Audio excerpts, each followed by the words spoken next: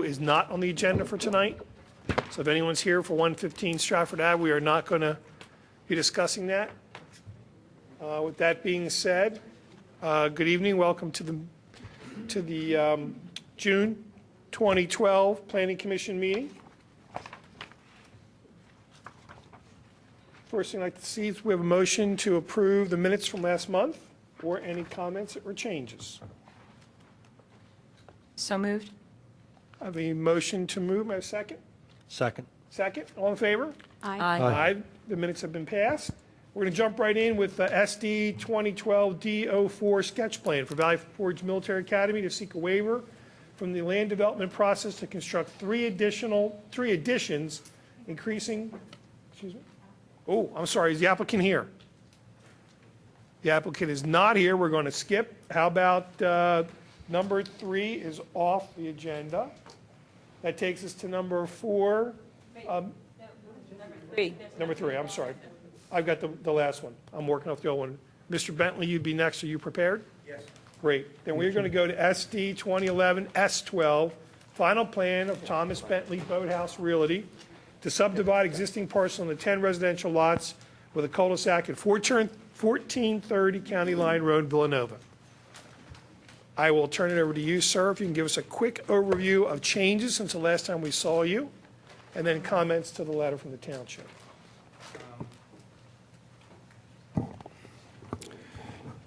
Really, the supervisors took all of the comments that you made. They asked us to put a sidewalk along Lancaster Avenue, which, if you look at page 5, is probably the best place to look. We will also be constructing a new sign at Ankerfer Park with stone pillars and a larger Radnor, welcome to Radnor sign.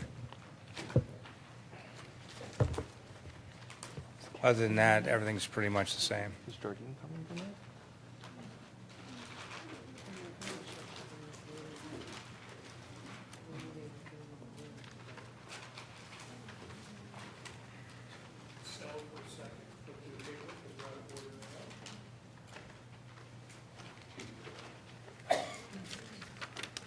I'm going to see if there's a better detail of the sidewalk.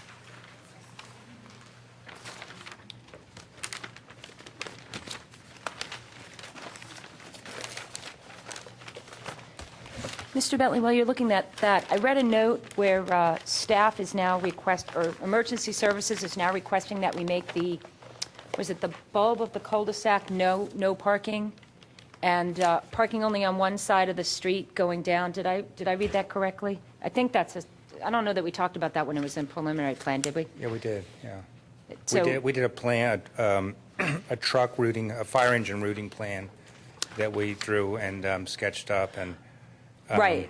Right. And it showed cars in the cul-de-sac, but then I thought I subsequently read a note where parking is not going to be allowed in there. I think a no parking sign on one side of the cul-de-sac. And in the... Right, Susan, you are correct. Yeah, here it is. They're not to have any parking within the cul-de-sac bulbs. So they're allowed to park on the one side of the cul-de-sac, the tangent port of the cul-de-sac, but they cannot park in the bulb, so they need to remove those spaces from the bulb. Right. So what does that do in terms of some of the concerns we had about parking out on County Line and Street? Who regulates that on a private road? No parking. We can get the HOA, once they're established, to authorize Radnor Township Police to police that. That's something similar to what we talked about doing with 229 West Wayne. So again, that's just getting authorization from the HOA to allow the police to enforce that. But there is no, I mean, this is just overflow parking. There's no requirement, so there's no number that they need to meet.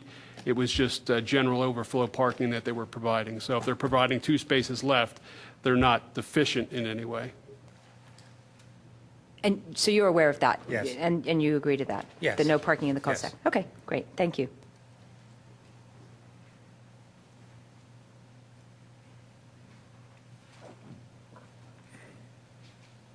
Do you want to go through the engineer's letter and touch on them?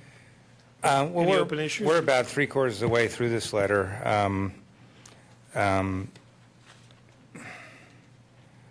We're waiting to hear back from Steve Snorzini regarding the planning modules. I don't think that's going to be a problem. The HOA docs, we've engaged our lawyer to start working on the docs. We didn't want to do that until we had a preliminary approval.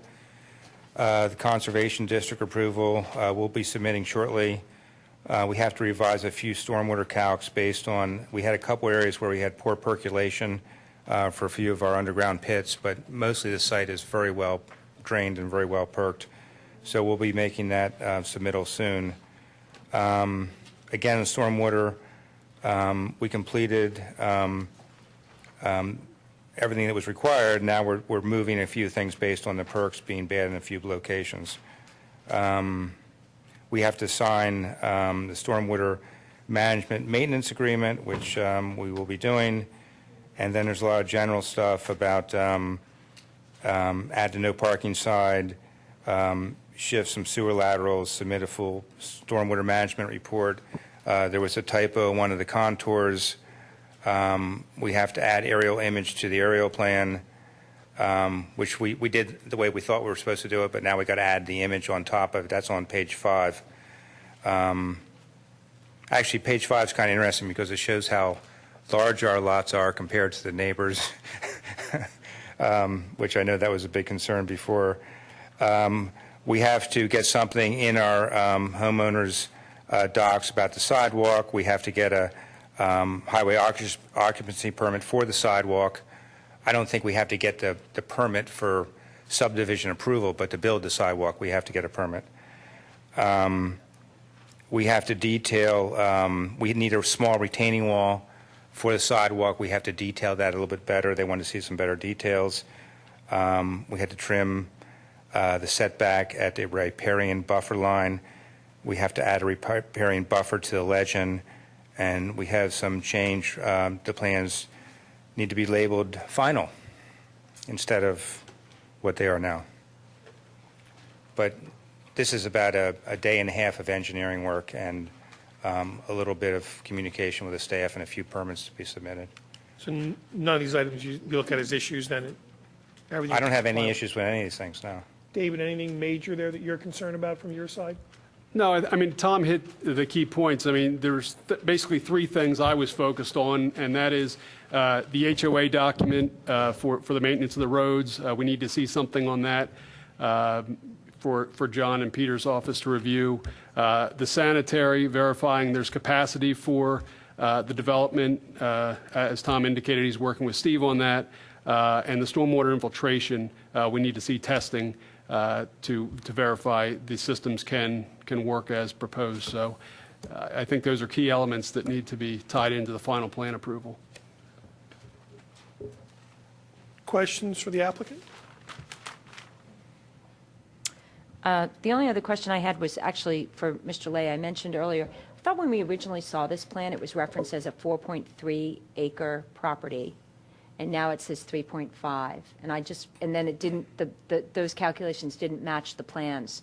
So David was going to look Yeah. into I'll the check. discrepancy. I think that was just a typo in our overview because the reference on the plans and reference other places is to 4.38 acres, I think. So I think that reference in our overview is just typographical error. It should be 4.38 instead of 3.5 acres.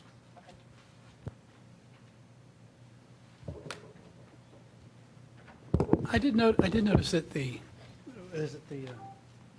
stormwater is really, really steep. The storm water is steep? Well, yeah, there's a manhole and some of the piping down that collects the water going down. Are you talking about the profile? Yes. The profile, this engineering profile? Uh-huh. That's not actual ratios. They condense that on the plan, so maybe Dave can explain it better than I can, but it's not actually that steep. They don't want to do a plan that's 100 yards long, which is as long as the sewer is, so they shrink it and they scale it so that it's just a schematic drawing. It's not really actually that steep. Does that make sense? Yeah. I guess, Doug. It's not to scale. Is what I'm Right. I saying. mean, the plan, it's exaggerated in the vertical direction. So if you're referring to a specific slope, I can take a look at that. But if you're just looking at it graphically on paper, it will look exaggerated. I mean, if you want me to take a couple minutes, I can see what the exact slopes are, but I know we weren't concerned about them when we reviewed them.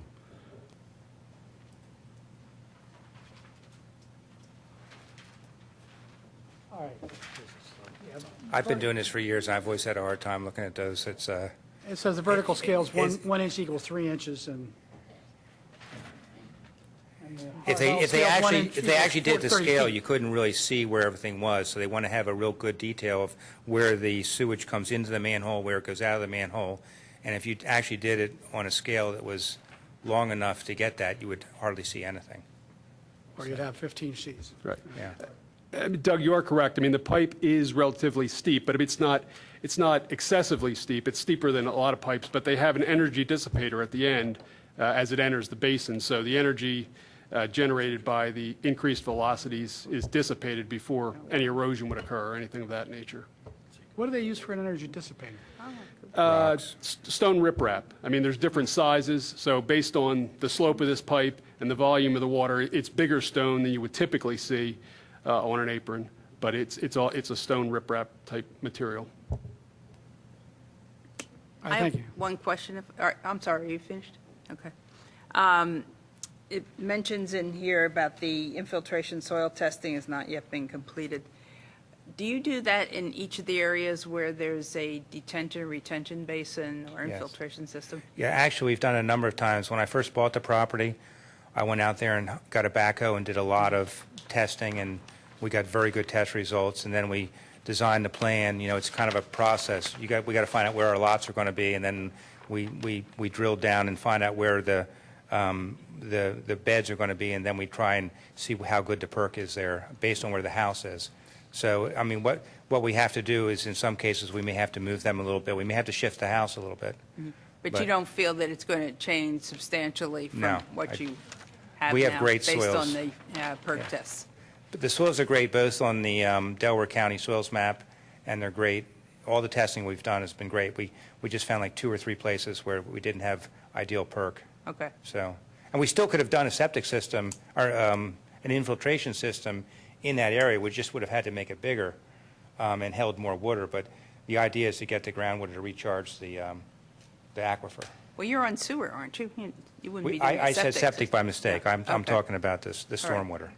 All right, thank Yeah, you. yeah. I did notice you have lots and lots of the stormwater retention stuff underground. Yes. I assume that they're going to be, they have to be properly maintained. Is that going to be part of, I assume it's going to be part of the homeowner's agreement? Yeah, there's a stormwater maintenance management agreement that gets done, and we have actual pipes that you can go down inside of the big ones. The big ones are huge. I mean, they got pipes that you can walk in. So, but the idea is, I actually think back in 1982, I did the first underground seepage bed in Radnor on Atlee Road when I was just starting to build some custom homes, and but it's been around for a long time. So it's you're trying to recharge the aquifer, and also you don't have a lot of surface stormwater with big valleys that get full of mosquitoes and stuff. So it makes sense. It's expensive, but it's for this kind of community, it makes a lot of sense, actually. But you can get engineers that will debate the whole issue for hours if you want to. Do they silt up and stuff? And how do you keep them clean if they start doing that? Most of them have an area that you can clean out, but I mean, by the time the water gets down there, you hope that it's not full of. We can't open them up and start putting water into them until we've, stabilized the ground and have grass growing. So a lot of them will be capped off, and we'll have temporary measures until the water's clean enough to go down inside there. But, I mean, in 100 years, I'm sure they will get clogged up in some way or shape or form. Probably be a big business around here. Any other questions for the applicant? Any public comment?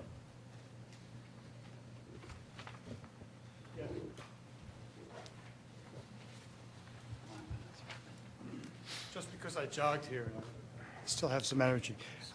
I'm Jim Schneller, and I traverse the Lancaster Avenue or the County Line Road adjacent right here to the parcel. And I still object to the sidewalk that it's been jimmied into this plan, for lack of a better word, on Lancaster Pike. I've seen the commissioners of this township, I've seen you acquiesce with matters of aesthetics or practicality or even safety. And here we're going to have a sidewalk ending nowhere. And the properties to the north at the top of the hill near Lowry's Lane are very unlikely of ever being pressured. It would take quite an effort even for the township to put its foot down and say, we want this sidewalk to go to Lowry's. And for that reason, I think it's a safety hazard and it doesn't belong. Thank you. Thank you. Any other public comment?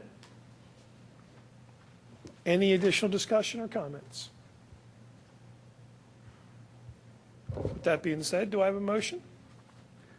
I was going to ask a question. I mean, there Go are a ahead, number of Doug. different things that you're still waiting for approval for. Is that right? You know, I think it's mostly bookkeeping. I don't think we're asking for approval for anything. I think we've done all the hard engineering. We have to modify some engineering. I mean, my engineers in one day has done half of this list already. So we probably have like another day to finish it up. We've surveyed the sewer lines. We have to give the data to Steve, and he's got to give some data to us, Steve Norsini. So I think we're pretty well along. Dave, that was my impression also, that the things that we're talking about here are things that be done after a decision is made tonight. Is that true, or is there something we should be looking for to come back? What's your feelings on that?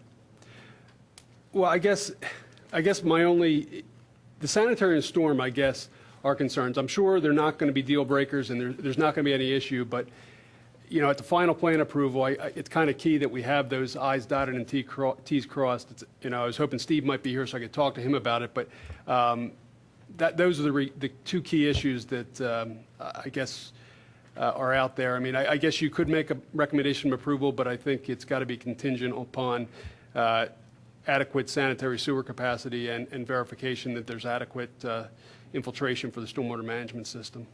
Can I ask a question about that? It occurs for me that, Mr. Bentley has spent a lot of time and money doing this whole subdivision process. And it occurs to me that it's very late in the process to be finding out, do we have enough sanitary sewer capacity for a subdivision? Or do we have enough, what was the other thing, the stormwater? Is it typical to be, what's the holdup here for these that they're not already completed? And bigger picture, not specifically about Mr. Bentley, but about any development, should we not be getting responses about sanitary, capacity prior to an applicant being this far down the road? For two reasons. One, to save an applicant money if it's not a feasible plan, but secondary and frankly more primary for me, I'm concerned that after an applicant has spent this much money and the township has invested a great deal of time, we have, the Board of Commissioners have, that there's a certain amount of pressure for it to all work because everybody's invested so much. And would we as a township be better served to have some of these questions about sanitary sewer capacity answered sooner in the process? So that if there's a deal breaker, I've made my feelings clear. I think there's too many houses in here regardless of the zoning and the acreage for other reasons. But sanitary sewer might be yet another reason that it's too dense. And I just think maybe those questions should be getting answered sooner. Well, I guess the initial answer would be the way our ordinances are written, they provided us everything they needed to provide us for a preliminary plan approval, and that's why we recommended preliminary plan approval. Here at the final stages, speaking to the sanitary, there's no doubt the sanitary will work. It's just a matter of whether the lines have to be upgraded or something. So it's not like the concept of the plan will not work as designed. This concept will work. It's just a matter of whether there has to be additional infrastructure constructed. So it's not going to affect the layout of the site. Similarly, with the stormwater management, there's a comfort level that this concept will work. It's just a matter of whether the beds are, 20 feet by 40 feet or 30 feet by 50 feet. So it's just the details, but those are the details that should be worked out at the time of final plan approval, not so much at preliminary plan approval. Susan, I'd like to answer your question. I never would have spent this kind of money if I didn't check it out to my satisfaction. We've got plenty of sewer and we've got plenty of stormwater. I even asked them to over-design in a few places. So, I mean, the first thing we did when we came in and met with your staff a year and a half ago was to ask them about, it's a different staff, but I mean, we asked them about the sewer, and they, we went through it, and we assured ourselves that there was enough sewage. And as far as, just like I said, we did a lot of perk tests. We spent a lot of money before we even came in to see you. So most developers do that kind of work. That's why I'm saying a lot of this is just dotting I's and crossing T's. I would be extremely shocked if we had a problem with sewer at this point. Okay. Any other questions, comments, discussion? I will ask, Dave, we have specific minimum standards in all of the things, so that it's not like we have to make a judgment call as to whether or not this stuff meets, right? Correct. Again, the information that they need to provide us is only going to basically verify the dimensions of the stormwater management facility. So they're meeting all the criteria. It's just a matter of having that final design element, which verifies that the design, as they have shown, is adequate. So whatever motion we make should be contingent, as it says in the letter, on those correct. things Yes, being correct. satisfied. Exactly. And we're Yes. fine with But that. you don't have to come back to us or anybody. You just have to, as an engineer, you have to be able to say, yes, this meets or it doesn't. Correct. I mean, I would say the only reason they'd have to come back to you is if for some reason we find that they can't size these systems appropriately on the lots and the lot lines need to change. But, intuitively, I would say that's not going to happen. They'll be able to work with the lots they have. The other thing I'd like to add is I really would like to get a final approval tonight, and I'll tell you why. We've been through quite a process with the supervisors whereby after we got done adding a cul-de-sac for the Planning Commission and losing 2 lots that we thought we had a right to have to keep the neighbors and everybody else happy, the supervisors then asked us for a new sign and for a new sidewalk, which we feel similar to the comment tonight that it really wasn't necessary, but it's going to cost me $100,000.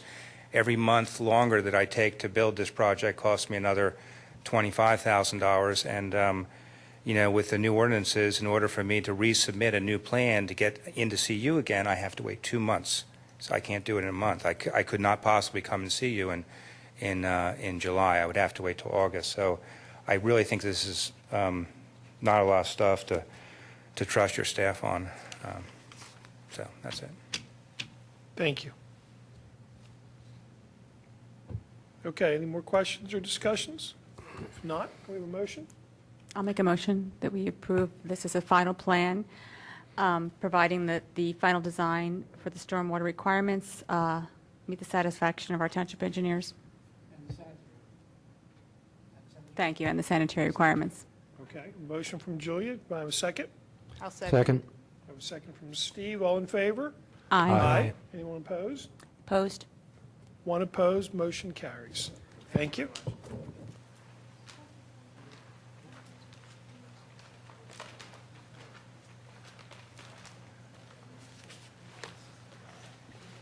Okay, I see a hand waving in the back. I'll take a question.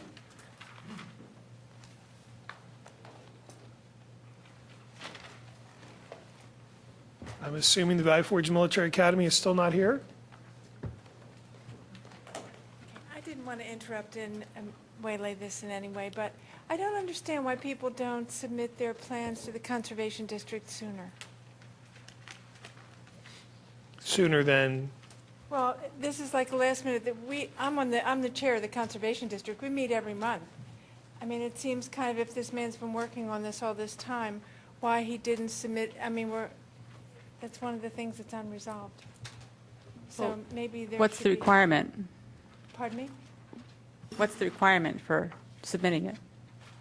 I don't know, that's your purview. I'm just saying that's one of the things that is hanging fire here. And it seems to me that maybe you should ask people to submit them sooner, and then it wouldn't be hanging fire anymore. I guess the only reason I would offer is that, you know, it costs money to make a submission to the Conservation District, and if they get approval from the Conservation District and are still working through details with the township, if the plan changes significantly over each submission, they have to keep resubmitting to the Conservation District, so it really just delays the process. You know, I don't mean like a long time ago. I just mean closer, giving enough time. I mean, they meet every month. It's not like a big- Right. Okay. thank you, Cheryl. Okay, next on the agenda, SD 2012 SD03 preliminary of CF Holloway, the third and company to consolidate 2 lots into 1. Existing retail store to remain as a commercial building. Outbuildings to be demolished and construct 6 new townhouse units with new parking and access driveways at 229 and 255 West Wayne Avenue in Wayne. The applicant is here and present and may take the floor. Dave, if you want to start with a quick review of changes we've seen from last month to this month, and we can go into the engineering Absolutely. So letter. Thank you. I'll just kind of give a quick intro, and then I'll turn it over to Dave Fiorello, who can walk through those changes. Wanted to thank you for allowing us back tonight. We understand we're still kind of in this process, and we met with the township folks, and we understand we're going to be back here again, but continuing to get feedback through this process. It's important to get to the right plan, and just as kind of background information, we have submitted our request to the Zoning Hearing Board for determination on the issue with respect to calculation of impervious in the C district. That will get heard this month. Again, we understand we'll be back here again next month, so by then we'll have resolution as to that issue. The plan we submitted back to the township was reflective, we believe, of the comments that we heard from the Planning Commission, and then also a meeting that we had with Kevin and with Peter, which we thought was also very helpful to really eliminate as many waivers as possible. I know that was one of the questions, and get it down really to a design issue. And that's what we want to talk about tonight, is trying to get to the right design based on what we can work within in the parameters. So I'll turn it over to Dave, who can discuss the review letter from Gilmore, and then we can get more into some conceptual discussion, if that's okay with the Planning Commission. Perfect, thank you. Thanks.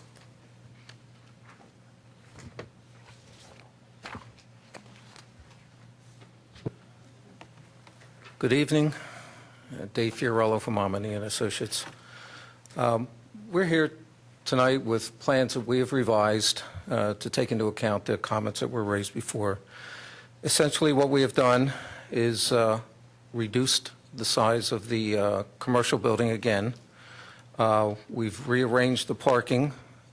We've reduced the size of the residential units to shorten the footprints. We've provided the turnaround areas, the extra parking areas that everybody was requesting. In taking out a corner of the commercial building, we've been able to increase the distance between the commercial building and the residential unit to 15 feet. As you may remember, the first time we had come in here with our first plan, it was roughly 7.5 feet between buildings. The plan after that, we increased it to 10 feet, but after concern from the Planning Commission again, we've increased that to 15 feet. We have separated the buildings a little bit more. Again, we've provided the 2 parking areas and a turnaround space. We are requesting a waiver to keep the driveway going to the back at 20 feet. In fact, basically our waivers are down to 2, and that's to go with a 20-foot driveway to the back. Again, we have a 25-foot wide entry drive. And our second waiver is to it's a waiver from requiring the additional right-of-way along Conestoga Road. Generally, I think the majority of the plan changes. I don't know if Dave is here and wants to go through his comments. Generally, his comments, I think, were probably a half a dozen, more or less. Dave, do you want to go through them, or shall I address them? I mean, why don't you go ahead, and then I can fill in any issues that you left out. One of his first comment on the zoning review was pointing out that in our computing the percentage of the existing impervious cover in the R5 district, I had based that on the gross area instead of the net. So instead of 9.81%, that should be 10.33%. He's also saying that we should base our existing percentage on the net area of the C1 district, and that's, I think, as Dave explained, where one of the reason we're going to the zoning hearing board. There was a comment about a rear yard in the C1 district, and I believe the comment was to provide a rear yard along this line adjacent to the C1 district. We're showing a side yard. We're looking at this property as one whole piece and not a C1 lot and a R5 lot. So we have provided a rear yard, and we're providing that rear yard behind the R5 district when we're looking at this as a side yard, since the yard along West Wayne Avenue is a front. We're looking at this as a side. We're looking at this yard as a side, and we're looking at this as the back. Yes? Just point out all the various yards. I have front yard along Conestoga Road. Okay. I'm showing a front yard along West Wayne Avenue. I'm showing a side yard along, I guess, the northern property line. I'm showing a side yard against the easterly property line in the C1 district and carrying that. Now, when we go into the R5 district, the rear yard and the side yard are the same distance. So there's a 30-foot rear yard showing here. That carries around. I'm calling this a side yard, but for all practical purposes, the setback distance is the same in the R5 district. So I think the only issue that we're not in agreement with is this yard here along this property line in the C1 district. Right, and I guess just to give my logic, I look at the eastern portion of the site as one yard. So in other words, if you're calling the R5 section a rear yard, I just think it's not logical to call that the rear yard in the R5, and then once you get in the C1, now you're calling it a side yard. It just seems inconsistent. So that's my reasoning as to why I think that should all be a rear yard. Well, I'm looking at it from the point where this property line does jut out to the point where now you have a different yard in the, it just happens that change in the property line occurs right along the district zoning line. I guess my question would be, why wouldn't the line that's basically parallel to West Wayne Avenue, but at the opposite end, why wouldn't that just be the backyard? Yeah, that one right there. Well, I'm looking at that. No, that one is a side yard, but the one around the curve. Well, I mean, for the practical purposes, we could do that here. We could call this a side yard, and we could call this a rear yard. The dimensions are the same. There's no difference between the requirements for yards in the R5 and the for front and, or I'm sorry, for the side and the rear. But the rear yard setback for C1 needs to be 35 feet. Yes, but I'm saying we don't have a C1. We don't have a rear yard in C1. Yeah, that's, I guess the question is if you, well, actually, let me ask the question to David. I mean, David, when we've got, two front yards in essence, I mean, are they allowed to call one of them a front yard, one of them a side yard? Are they allowed to elect? Because right now they say they have two front yards. Yeah, under the zoning regulations, if you have a corner lot, the yards that run along both streets are considered front yards. The yard that is opposite the front of the principal structure is the rear yard, and then the fourth line is the side yard. So there is a way to determine which is side, which is rear. You just have to determine which is the front of that principal building, which is the building it's a commercial building. Well, it seems to me that the, let's see where we are here. Which is this? It seems to, isn't the front theoretically, the primary front, West Wayne Avenue? Well, Because of the I think driveway? that's up to you guys, because unfortunately with this building, I think you could argue either side is the primary Yeah. front. I mean, I would say that's the way the applicant has it viewed, because they have their rear yard opposite West Wayne. So that's what we have in the plan right now. What's the address of the property? West Wayne or Conestoga? In looking at this property, if we go on the theory of the applicant, where it's all one lot, I look at this and say, two front yards, West Wayne Avenue and Conestoga, in which case the rear yard for C1 is, I'm not going to be able, is the property line that backs up to Lenore. And that needs a 35-foot setback. I mean, we talked about this with regard to open space. Well, You know, you can't look at the two districts as individual lots. You have to look at that as one lot. I am The- looking- The zoning line, so if that keep in mind that the rear yard in the R5 district along this line that you're referring to is 30 feet. We're showing a 30-foot setback. I have labeled it as a side yard.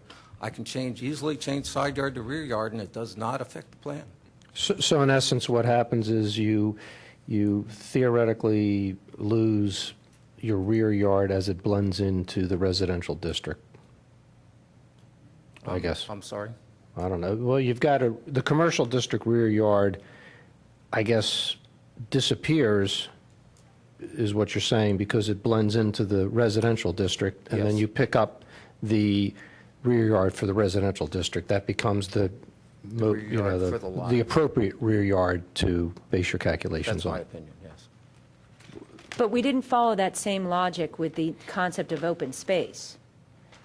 With the, we had a long discussion last month about the open space that's required next to the residential units. And There's no, let me just finish my thought here. What we said was that the open space for the R5 that needed to be next to the open space that needed to be between the setback for the condos was being used by this area that's to the east of the building. I'm just trying to, so you're basically eliminating your rear yard setback requirement for C1 by saying, oh, because it's over there in R5, we only have to meet the R5 requirement. Is that what I'm understanding? Well, I don't know that it's... There is no C1 setback and then a separate R5 setback on this particular lot. They have a lot, and they have to show front and side and rear yards on the lot as a whole. If those yards overlap one zoning district or the other, or only occur in one zoning district, they still meet the requirements. And I think that's what they're trying to say is, and to be honest, this is really an argument over philosophy, because it's not, no matter how they design it, they can design the plan so it's completely unchanged. It's almost a labeling issue here. I mean, they can go, I think in our minds, they can label the straight line that's directly opposite West Wayne as the rear lot. It's still 30 feet setback. Therefore, the line that runs from that line all the way to West Lane is all side yard, right there. The whole thing, it's all side yard. And then the angled line that runs from the back to Conestoga is also side yard. It's a labeling issue. It's not going to fundamentally change how the plan is designed. But I thought the rear yard setback in C1 is 35 feet. Yes, if the rear yard is in C1. The rear yard is not in C1. They don't have to provide a rear yard in C1. Only if the lot was created in such a way that there was a rear yard in C1 would they have to provide one, and if they provided one, then it would have to be that distance. Thanks, Peter.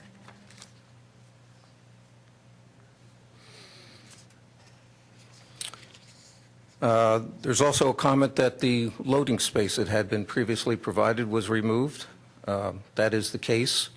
According to the ordinance, they define loading areas required for building area size, which a certain size loading area for buildings 2,000 square feet to 8,000 square feet, and then another size loading berth for a building in excess of 8,000 square feet. It really does not require, as we read it, a loading area for a building with less than 2,000 square feet. And that's an issue, again, that we discussed with the zoning officer as well as the solicitor, and came to that conclusion as well. You said there's no loading for buildings less than 2,000 feet? Less than 2,000. And this building shows us 2389? It shows 2381 as a footprint, but you're allowed to take 80% of the footprint area as usable building area, and Okay. 80% of that is less than 2,000. Okay, thanks. There was a comment about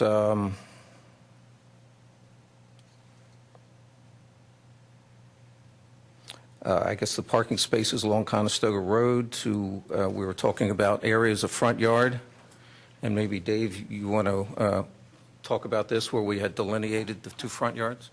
So one of the issues that came up at the last Planning Commission meeting was trying to determine where the front yard here on Conestoga was and where the front yard on West Wayne was. And that allowed us to determine what was a pre-existing condition and what wasn't. We have pre-existing parking in this Conestoga Road front yard, but none in West Wayne. And that was a discussion we had in front of the Planning Commission. So we had to go back and determine where the roads end and come up with a point.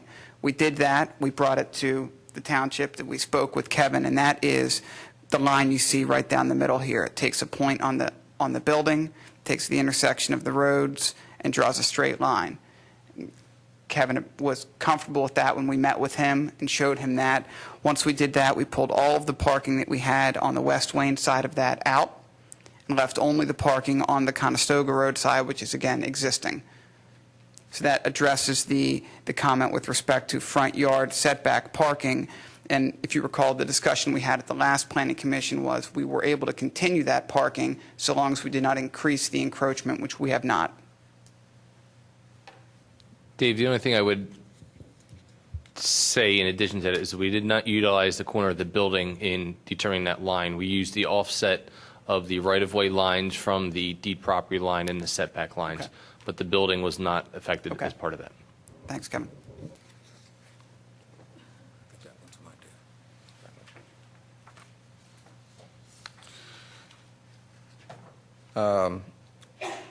There is a section about the waiver to provide the additional right-of-way on Conestoga Road, which I had mentioned before. There was a comment about, there was a note provided, limits of new curbing along West Wayne Avenue. There was no information provided about curb replacement along the driveway depression of Conestoga Road, and that's the point here where the existing driveway used to come in. That area is a rolled concrete curbing. There is no curb depression there. That would have to be changed, so we're maintaining that existing curb profile at that point.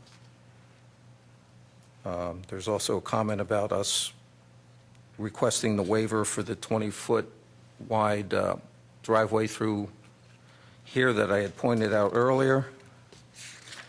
And I think for the most part, Dave, you can correct me if I think I've gone through the substance of his comments. Yeah, I mean, I would agree. Once we get beyond that point, obviously, we have 3 or 4 more pages of comments, which...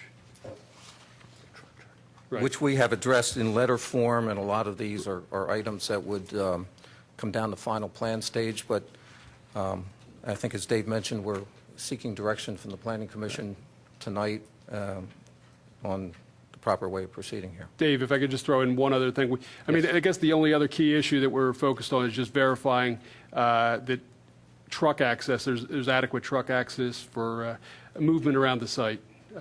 especially since now that we don't have a through driveway from West Wayne Avenue out to Conestoga. Now a truck that would enter the parking area needs to be able to maneuver and return back out to West Wayne. So, that's one of the things we highlighted under comment number 9, under general comments. So, Okay, yes, I missed that, I'm sorry.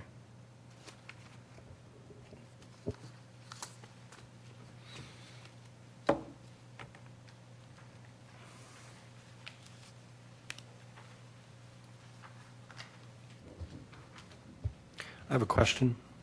Now that the building is smaller yet, the commercial building, do you actually need all, looks like 15 spaces for the front building? When you take into account the parking requirements, 1 space per 2,000 square feet, 10 are required there, 1 space for every 2 employees. We're saying there's 4 employees is the largest shift. So technically, we need 12 spaces. We're showing 14. Because one of my comments at an earlier planning meeting was that, in addressing the truck issue, I still wonder if there isn't a way to connect between the back of the commercial building and those 2 spaces as an emergency out for fire equipment or large trucks, whatever. I mean, it might involve having to get some relief up here on the side yard or rear yard, whatever it is, for residential unit D. But if you could move another 5 feet, I think you could get or maybe 10 feet, you'd get quite a good access.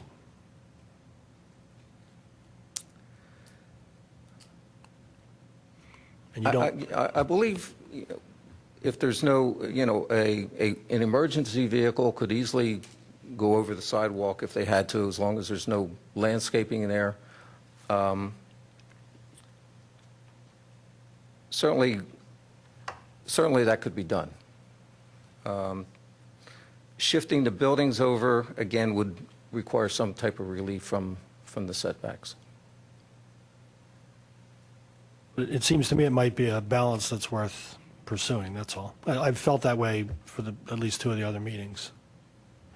And you're asking for input from us.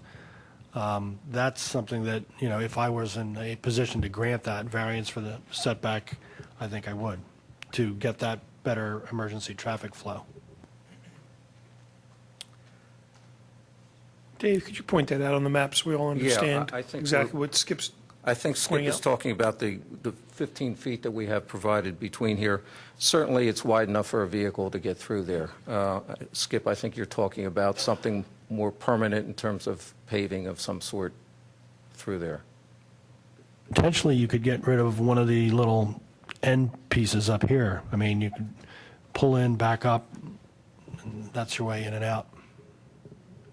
I'm sorry, I'm not In other sure. words, you could come in the driveway, turn behind the building, pull into the 2 spaces that handicap and single, which you don't actually need, as you just said, and then back up. I mean, but by the same token, if you have to get in and out fast, it seems to me to be easier than potentially having people parking in your turnarounds up there.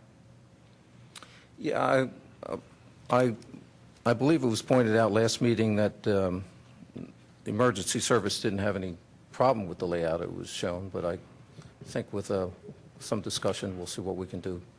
Okay. I have a couple of comments. I think that the site is over-designed. I think that because it's over-designed, the design layout is poor. There's a conflict between the commercial building and Building F, residential Building F.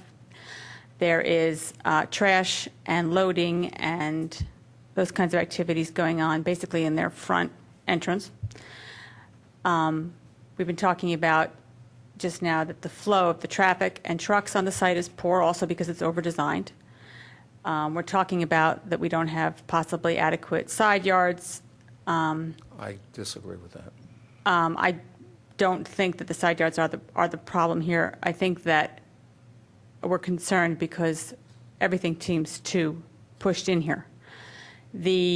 For that reason, and also from my own reading of the zoning, I would strongly recommend that the township does require that additional right-of-way along Conestoga. I think if we had that, then the other big problem of the over-design of this site, which is that there's too much impervious surface, that would come down.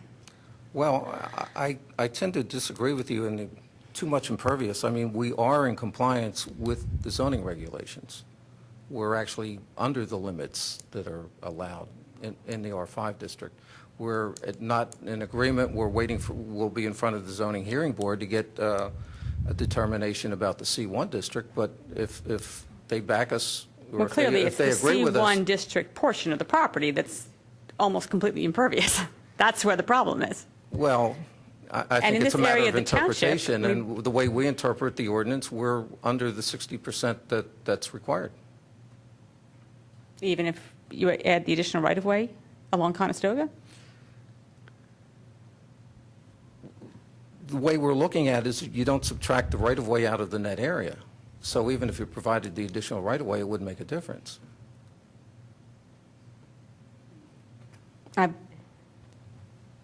I thought that's exactly not what we said last time. Well, that is the disagreement between us and the And we're applicant. continuing to disagree, I guess Yes, is my point. and that's they asked for a zoning opinion from Kevin. Kevin provided them with the opinion saying they have to net out the right of way, and they've disagreed. They've appealed that opinion to the zoning hearing board. So that's what they're going to the zoning hearing board to decide whether or not, in determining the impervious surface ratio, does the denominator, the area of the lot, include the right-of-way, but not include the impervious surface on the right-of-way, or does it just include the lot outside of the right-of-way? Right. And apart from what I think is some poor design results because of the amount of what's been built on the site, I think that coming back to what we were just talking about a few moments ago, the implications on the stormwater is the main reason, apart from poor design,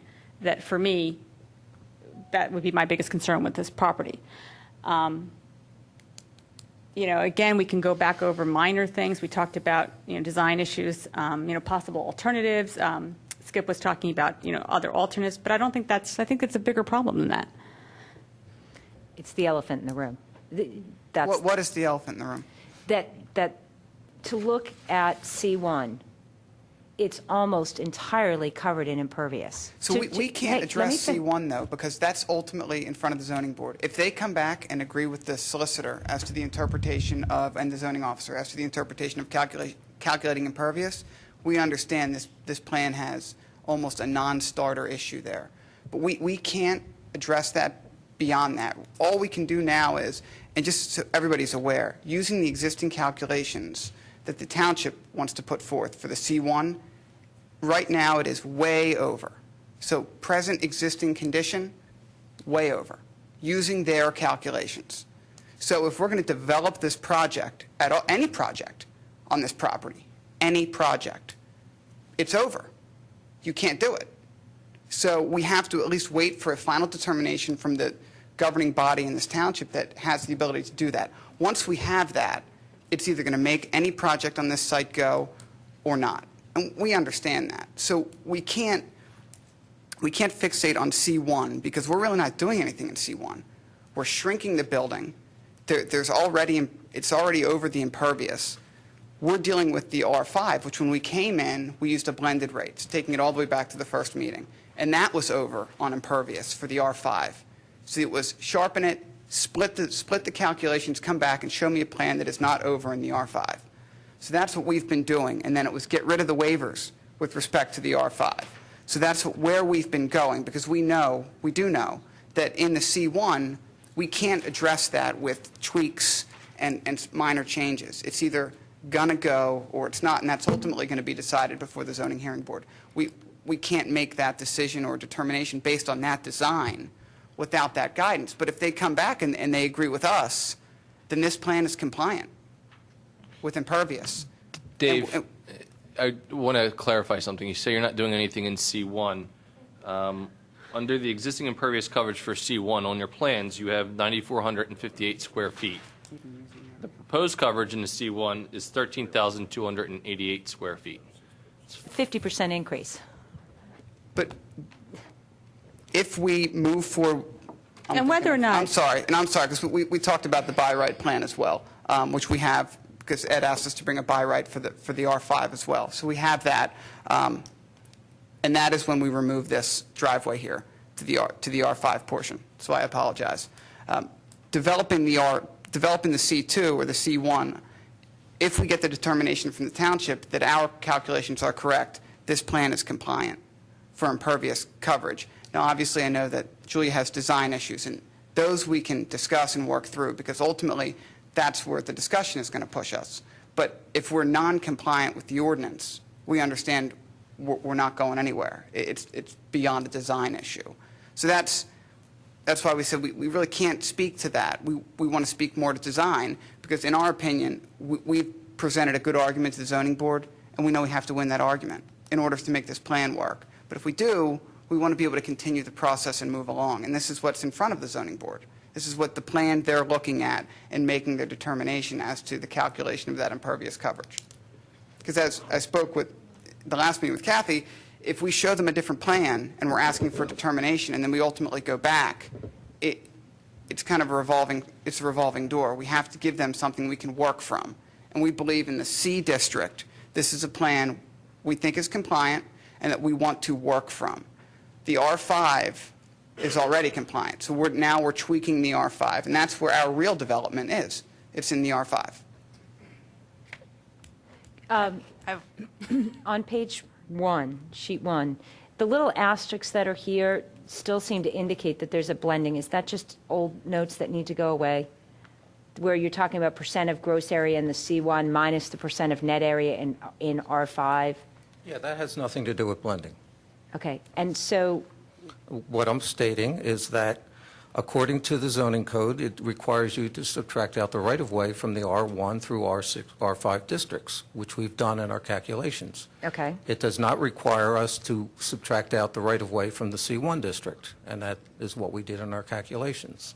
The zoning code does not require any such calculation. That calculation you're referring to is in the subdivision land development sorry. code and not in the zoning code. Stand corrected. Could I ask a question? Thank you. On the commercial building, it looks like there's steps back there. Is there a basement there? Okay. And you have two little sidewalks, it appears, going back to the road back there. Yes. I would suggest that you let each person keep their own trash at their property and not drag it over to a trash room in the commercial building, because I know if I were living there, I wouldn't want to drag my trash over there. And if I were in the commercial building, I really wouldn't want other people going into my trash room. So I think if you let each one be responsible, and if the truck pulls up, they just get the trash cans like they do in any other residential property. And Kathy, are you thinking that that's a shared room? the that's what trash? they said earlier. Yes. Oh, I missed that. Okay. Yeah.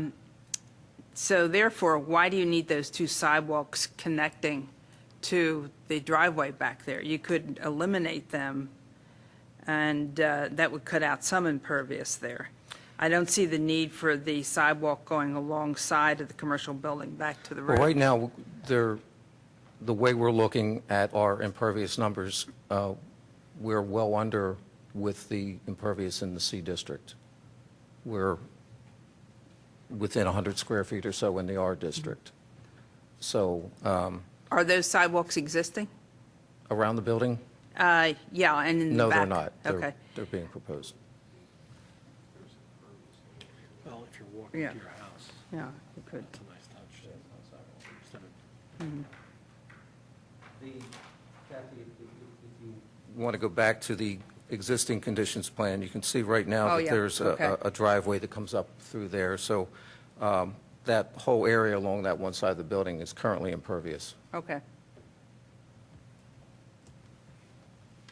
Got another.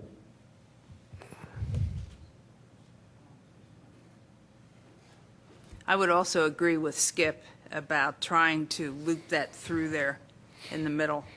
I don't know if those stairs can go anywhere else so that you could actually get a road through there without going through the steps. Maybe get down the basement from inside or something like that. But if you shove the buildings back a little bit and go for a waiver, or I guess it would be a variance. So are you both suggesting that you're looking for actual full paving, or is it more of an emergency turnaround? No, I think a loop. Pavers, or you would do a full loop, a paved Yeah. loop? Okay. Well, why do you want to loop? I think it'd be easier for moving cars and trucks through the property. And then it would also give you a little more space in there. I would just make it 1 lane wide, definitely not 2-way, just enough for a vehicle to get through comfortably. And reconfigure D so that you can move it over. If, maybe they all seem to be fairly similar in footprint, maybe make D more square to go out to fill up that space that's within the building envelope rather than going back so far. If you didn't want to go for zoning variance on that.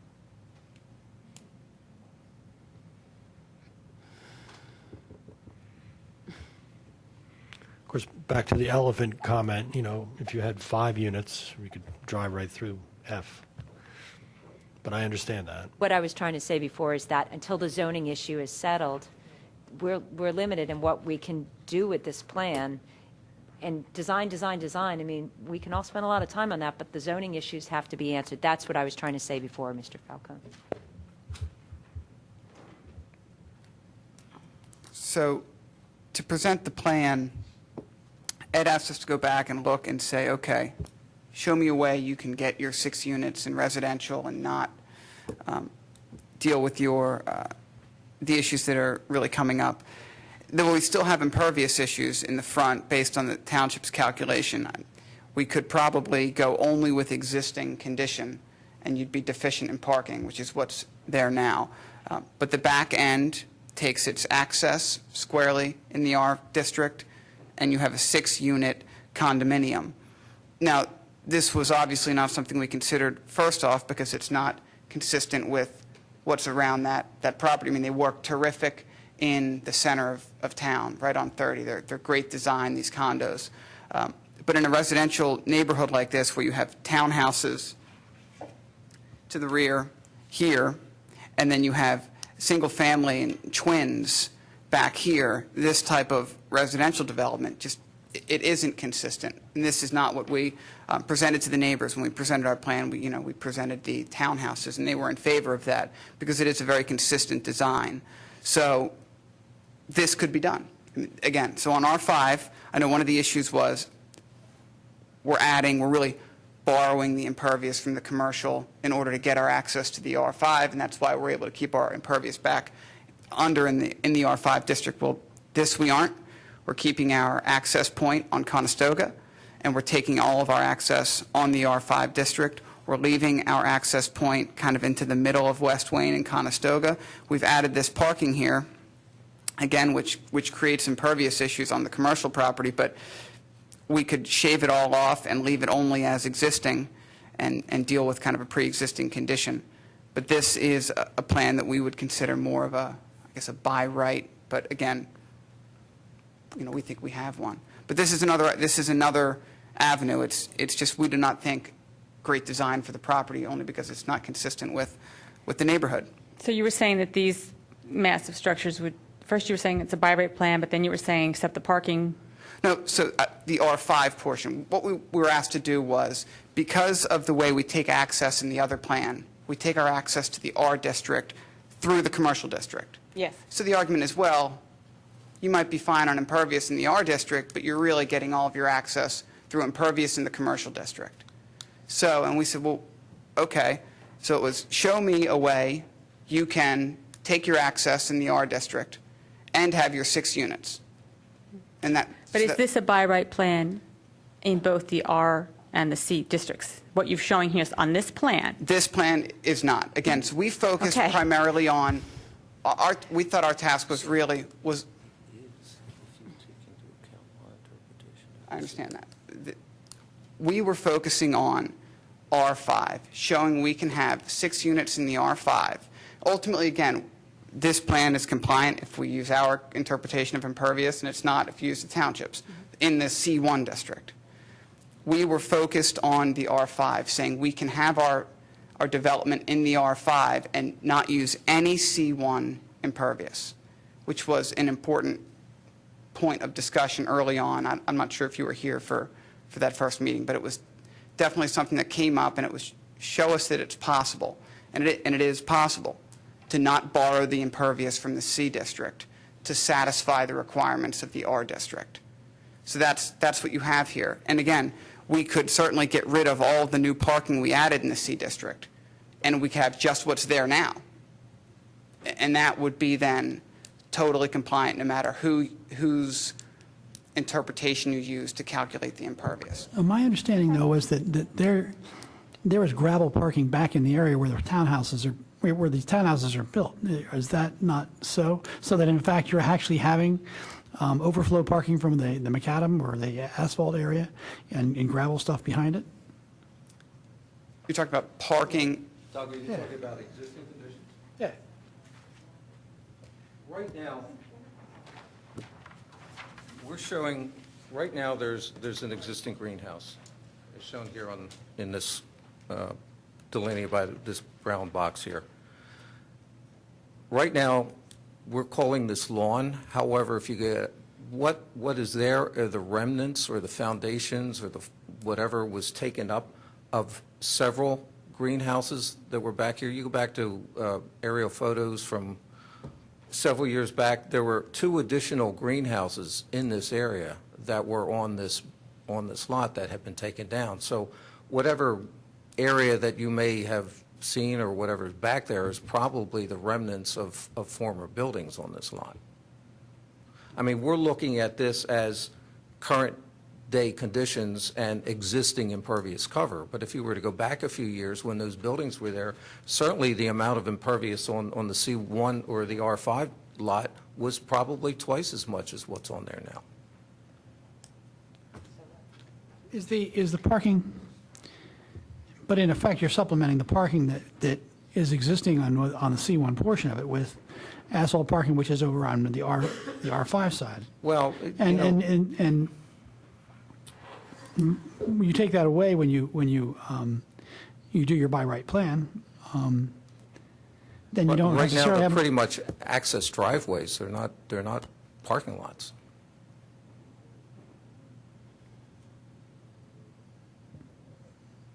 They're pretty much driveways that lead back to the greenhouse buildings and the storage buildings that are on the property. All right. Where is your parking on the by right plan for the residential? It's underneath the building. Well, whatever. I mean, whatever they're referring to as their by right plan. It's underneath the building. It's Hold up. underneath the building. Okay. Underneath, so you can see, this is kind of the aerial looking Right, down. yes. Yeah, I So got that part. you've got your parking spaces delineated in here, 12 spaces, Okay. and then 3 visitor spaces out front.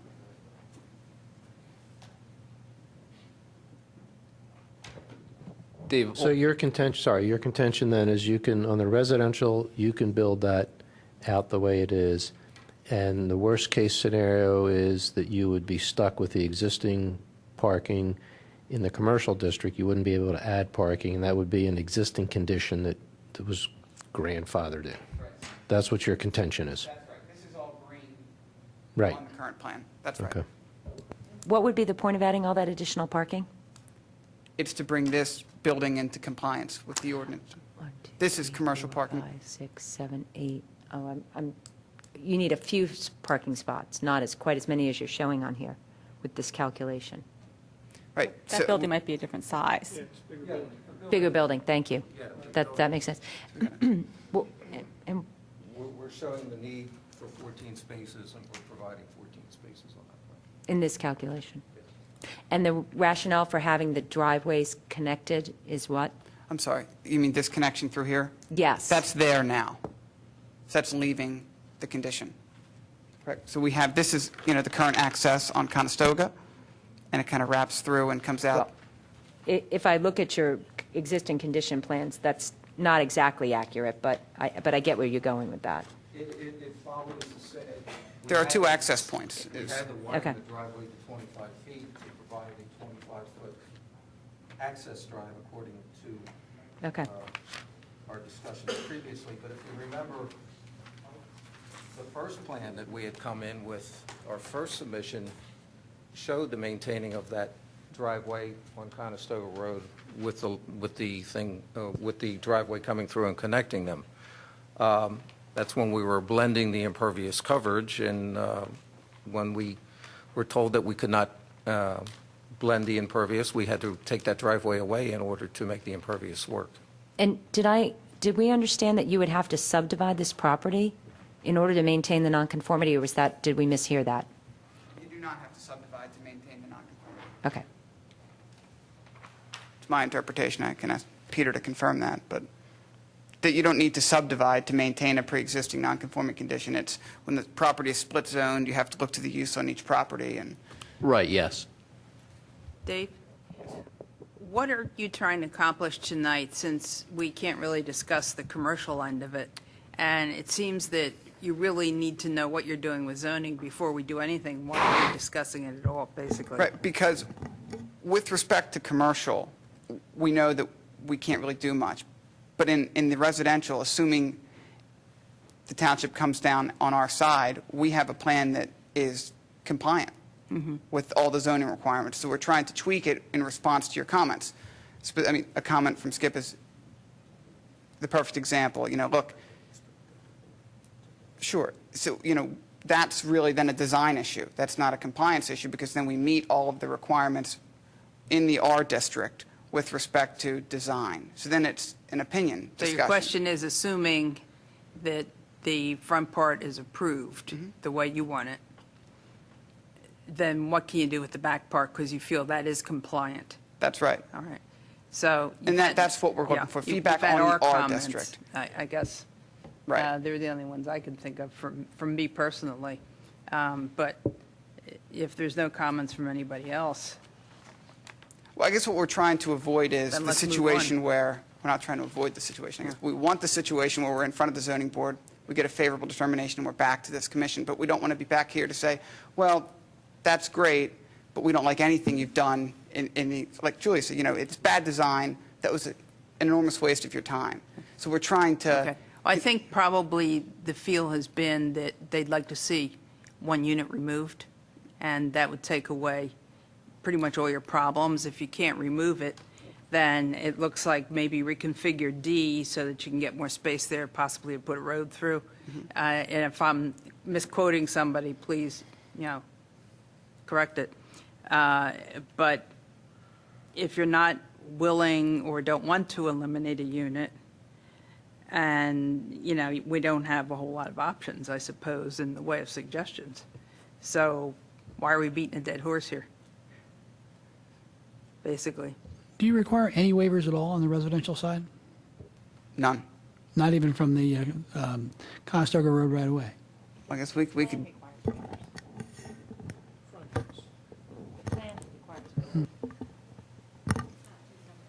Right, it's one plan. That's It's one absolutely plan, correct. and the plan requires waivers. That's correct. It's the two waivers we brought up this evening.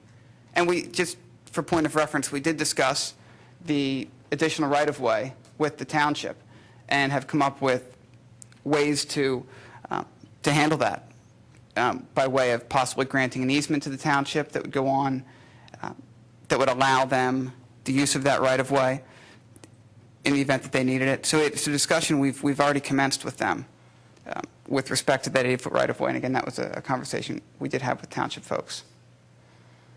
So.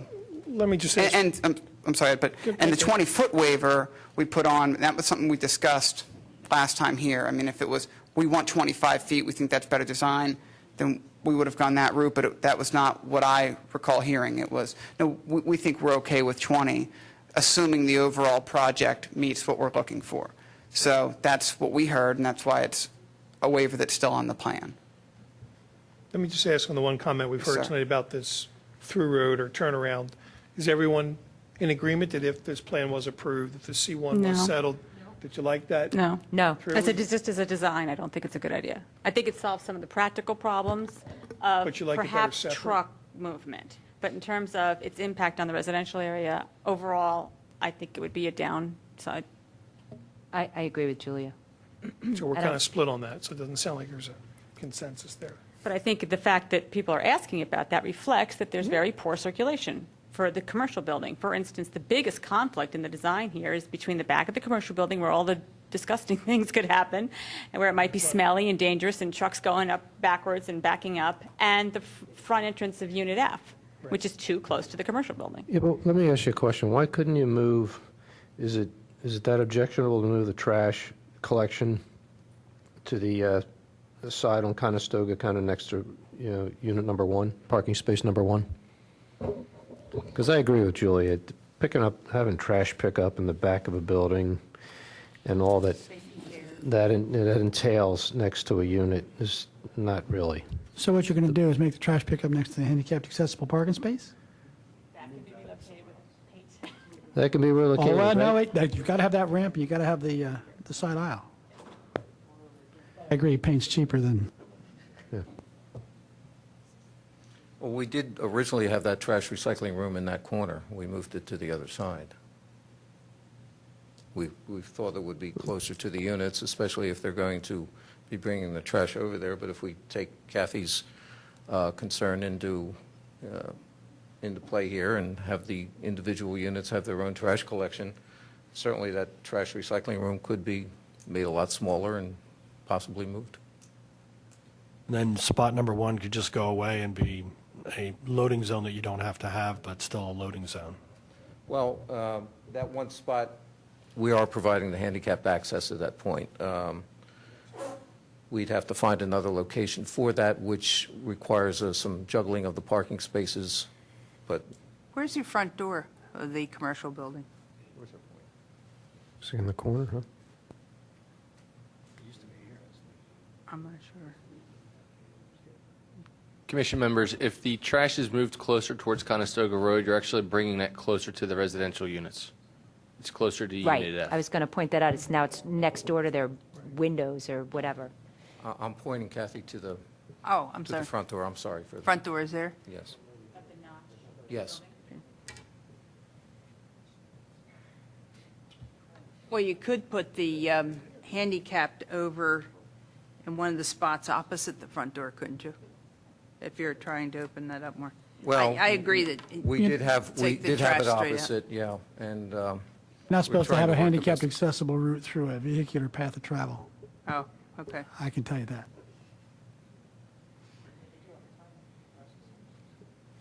For the commercial building, you could bring the trash straight out to the driveway, rather than out the back towards their residences. Have it come out the side. Wow. somewhere along this face of the building. Yeah. And at least then you wouldn't see whatever junk you'd have back there. And is the basement used that you need external access to it?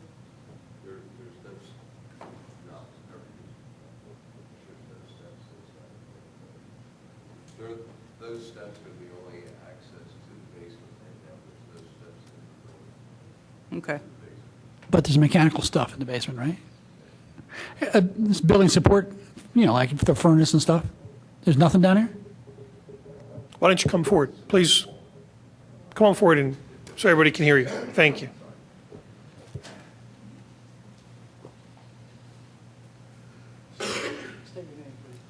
No, that is the back of our building. It's really a stairway down to a doorway that goes into the basement. Yes, we have never used it. As a matter of fact, it's blocked off. We can't even go up and down there because we don't even use it. So that's why we never had a use for it. We have a double stairway inside to get down, which is lit and so forth, and much easier to get to anything we need, and big enough to put anything in or take anything out. So we really don't need that stairway. Period. So you could get rid of the stairway? You can fill it in. Yeah. It's a cement wall with a railing around it. If it's not serving any purpose and it's taking up space, I would suggest that you get rid of it. Could be, yeah, could be. Pardon, my name's Ted Adelberger. I'm sorry. Thank you, sir. Just for the record. Okay, thank you. So any other general comments other than as we said, the big elephant in the room? Other than that, any detailed comments we want to address tonight?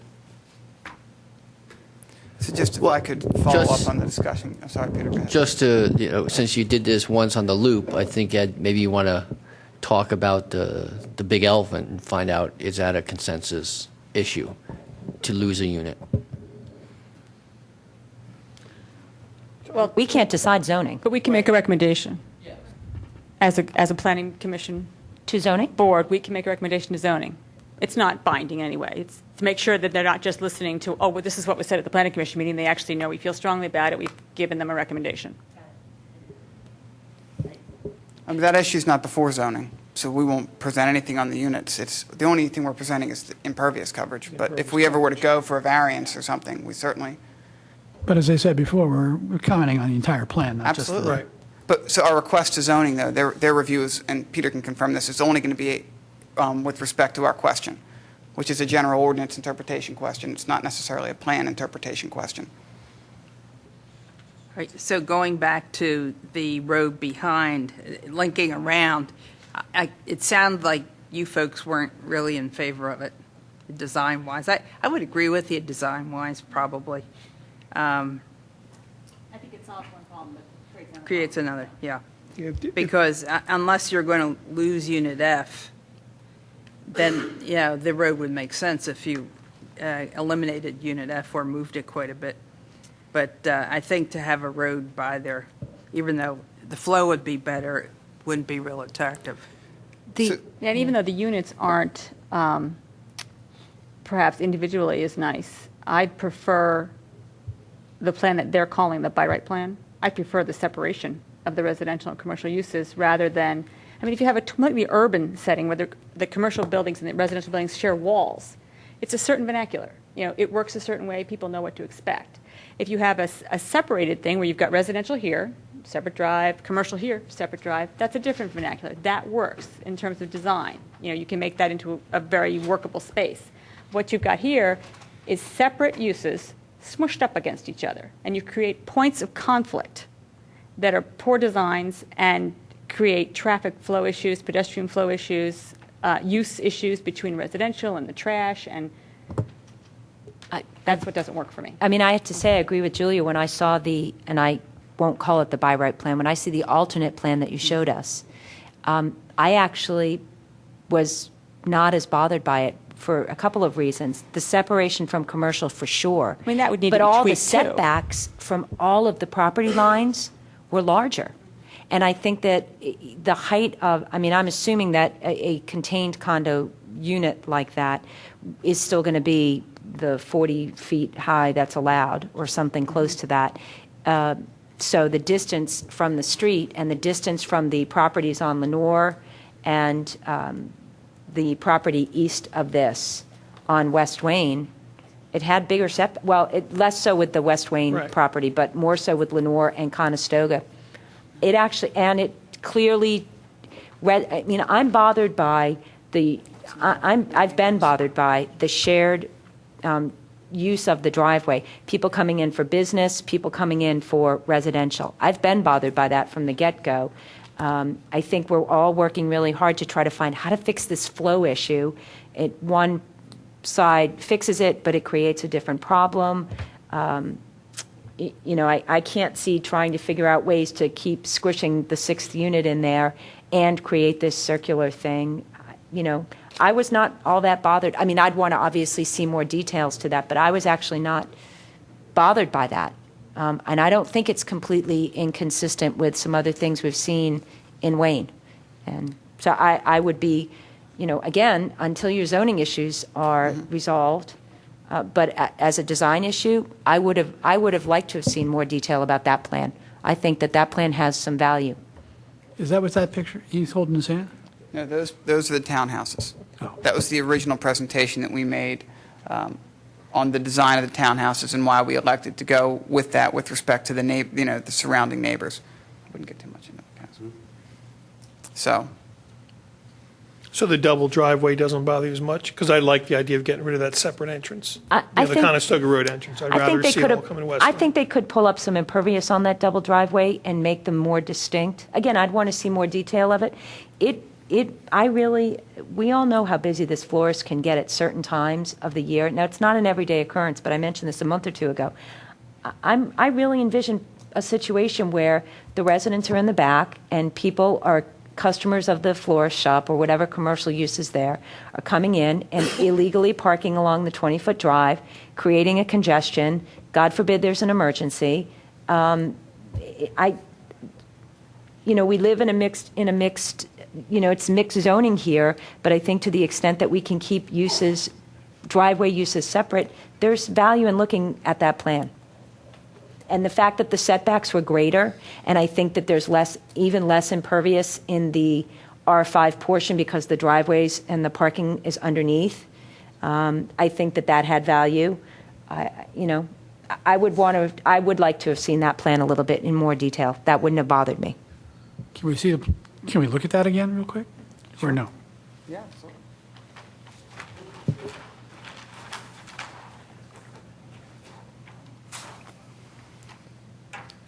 It does. We have no architecturals on this. This was a plan view. Yeah. Just a rough possible direction to go with the layout. I mean, there are a lot of things you could do with this if the applicant were to take this to the next level, if they had interest in doing that. You don't even have to have all the driveways connected. It could be completely separate. This entrance at the corner of West Wayne and Conestoga could be slid in either direction. Well, I don't know if that would be allowed, but it could certainly be slid down West Wayne so it's not in the corner. And you could start with a design like this. The big difference is these are not townhouses. These are condos, and that's different. And you can design a much nicer shape than just a square, but it would be a different character. But notice the setbacks. The building line of residential on the plan that's before us, residential unit A and C and D are all right up to the building setback lines. And in this scenario, and I'm sure Mr. Holloway would have people, you can do offsets and things to make it look lovely. It's quite a bit, further back from Conestoga, but also from the building setback lines that are backing up to Lenore. And some of the parking, So I would like to just make one statement concerning this plan. We never presented this plan because we met with the neighbors first. We looked at the architectural history of the Lenore, Bloomingdale, West Wayne Avenue. We met with the neighbors. We showed them the concept of the townhouses with the gable ends pointing toward Lenore. And I only say this because I'm concerned. We've had 3 meetings and we've had no objections to the neighbors. And now if we come back and have the larger building, I just want to be on the record that we went in a direction that we thought was good for the neighborhood. And we're 3 meetings down, and we know we have a big issue with the C1 impervious coverage. But regardless of how that plays out, it's the problems in the C1 of what do we do with the C1. The point is we can develop the R5 district, and if this board is telling us to move in this direction, then we have to consider that. But I want you to know, I don't want to be at the next meeting when we present that and all of a sudden I have 20 neighbors behind me, because I've been there very recently, by the way. Mr. Holloway, let me ask you a question. Yes. What if you were to, where you have the turnaround area on the current plan, what if you were to access the R5 right off of West Wayne Avenue, take that driveway right from here, no, from Conestoga, I apologize, the existing access, and just come right along the back of the driveway and access these 6 units? We did that, but we're over the impervious. We have that plan. We have Again, 5 units might fix that. Just 5 is a nice number. No, well, first of all, the ordinance is very clear. We're not at the right on the cusp for 6 units. We have enough square footage for 6.5 units. It's not like we're pushing the envelope with 6. we were asked to show that we could do alternate plans, by right plan, that 6 units would work here. And you can see with this plan that 6 units work. Here's the issue. It's not just from a development standpoint. These homeowners, these 6 homeowners plus the commercial building, the 7 units, are going to maintain this whole property in perpetuity. So by eliminating a unit, we could make the units larger and have only 5, but you're still spreading the cost of that maintenance long-term over 5 units and then the commercial building. So what you're doing is you're burdening those units with the maintenance by 25%, 20 to 25% more. They have to pay monthly to maintain that same property and the facilities.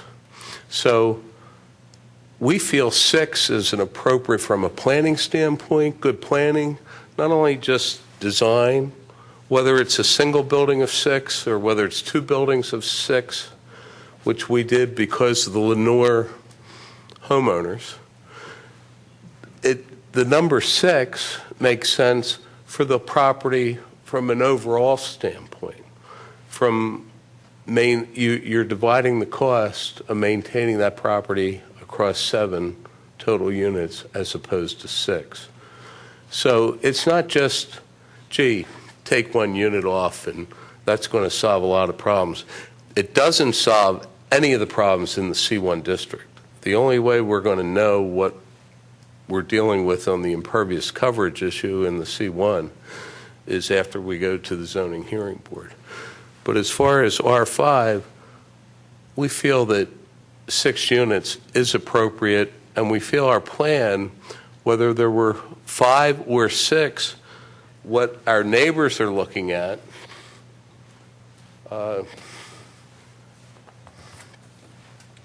this is the front and the side. The neighbors are looking at the gable, whether it's 2 units or 3 units together.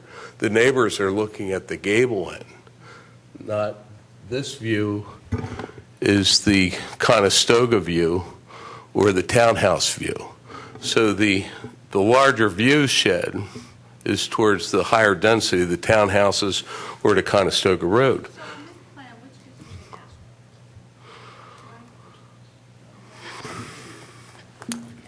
Well, there's 2. Which view shows unit F here?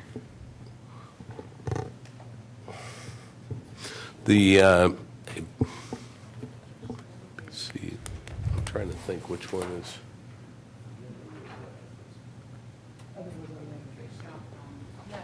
This is, okay. It's in the other, in the top right. This unit right here. So how did you get that tree in there if you've got a commercial building 10 feet off of that building? I guess it's 15 Well, there's now now 15 feet. Where is that building, and why is it not shown on the elevation? Why? Where's the commercial building? You're saying that neighbors like the look of this. It's right here. But, I know how wide a garage door is. That building would be on this plan, not that tree. No, there would be landscaping, but that tree could be in the backyard, so that tree is just... You're not showing the relationship between these buildings and the commercial building.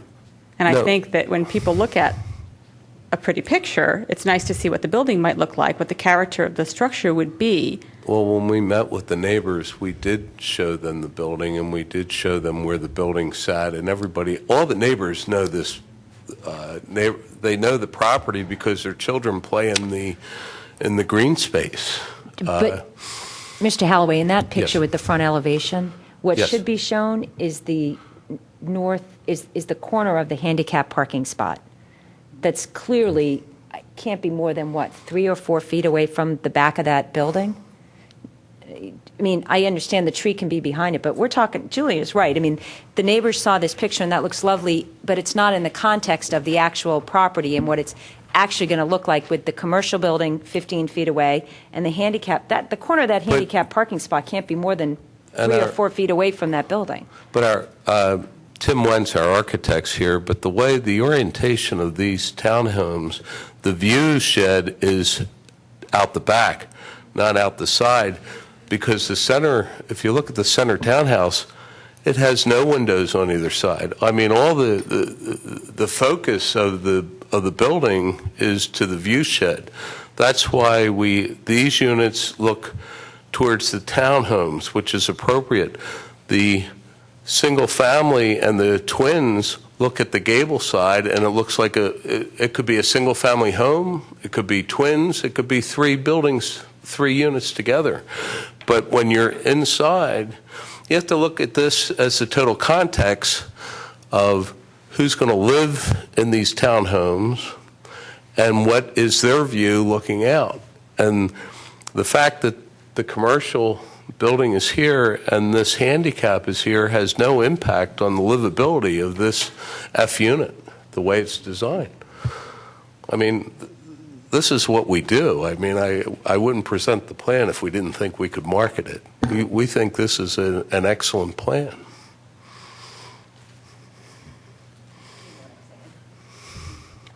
Skip? I think we ought to do, as a courtesy at least, the straw poll on the condo versus the 6 townhouses from the board.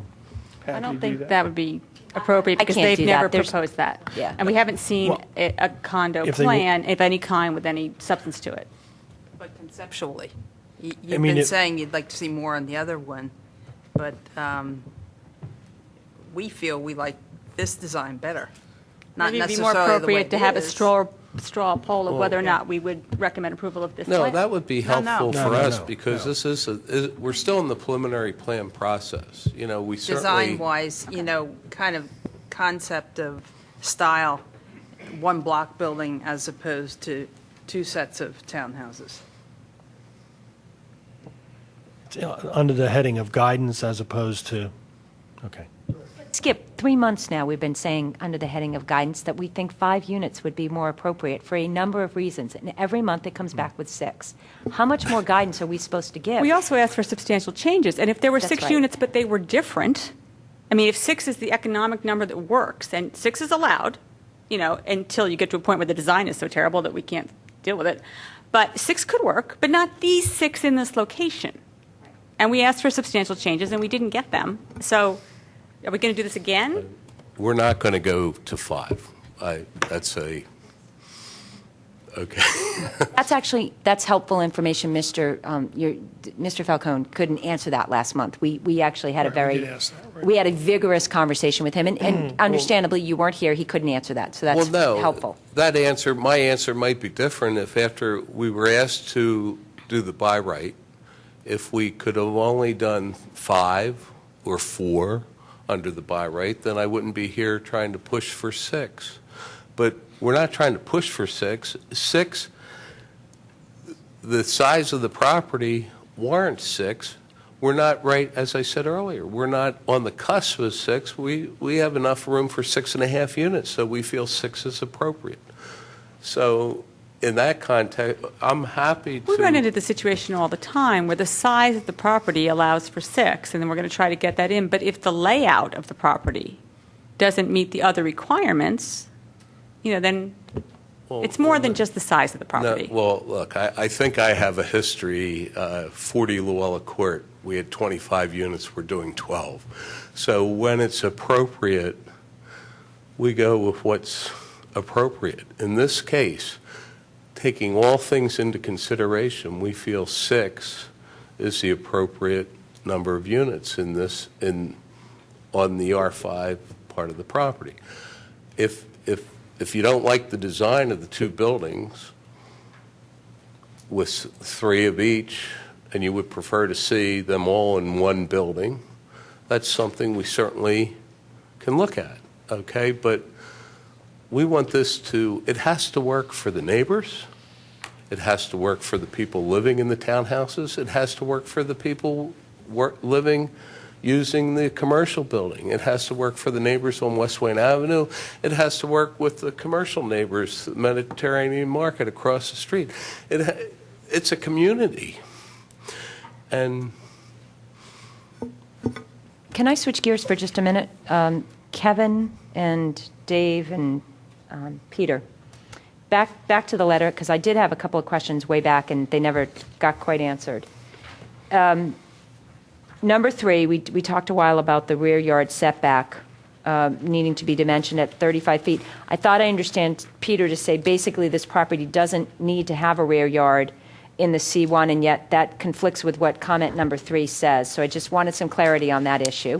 What we discussed at staff was that there was one of the property lines, whether it was the property line parallel to West Wayne or the property lines parallel to Conestoga, needed to be designated either side or rear. Right. So one or the other. Since they had the ones that are parallel to West Wayne as the side, then as staff, it was all of the property lines coming down parallel to Conestoga would be designated as rear. And so then that would suggest the portion that they were saying is an additional side yard, which is what I would say directly east of the commercial building. While it's labeled side yard, you would say that that needs to be labeled rear yard. Correct. Adjacent to 3612-342, that parcel number. Right, That exactly. should be designated as a rear yard. But practically speaking, doesn't change the plan because they still have 35 feet there. Correct. There Okay, would be great. no change to the plan. Super. So then, and then comment number 7, which at this point is saying they need a variance. I thought I understood the applicant to say that they've come in and worked that out with you with the determination of the division of the corner, what portion is West Wayne and which portion is Conestoga, and where the parking spots are? Or is that still a question that needs to be answered but with a variance, or that the applicant needs a variance? Comment number 7. Just, if I can just take a sidebar here. Sure. Should we get into all this level of detail before zoning? That's a zoning question. I don't know if No, they have no, but one should zoning we- question or 2. But should we wait, this all has to do with the commercial. Should we just wait to get that zoning clarification before we futz around with all this? Well, this is my question. Steve, the reason I'm asking about number 7 is that I understood the applicant to say they only have one issue before zoning, and yet this letter suggests that they need an additional variance, but they indicated that they worked it out with staff, so I'm trying to get the status of, do they have 2 zoning issues or 1?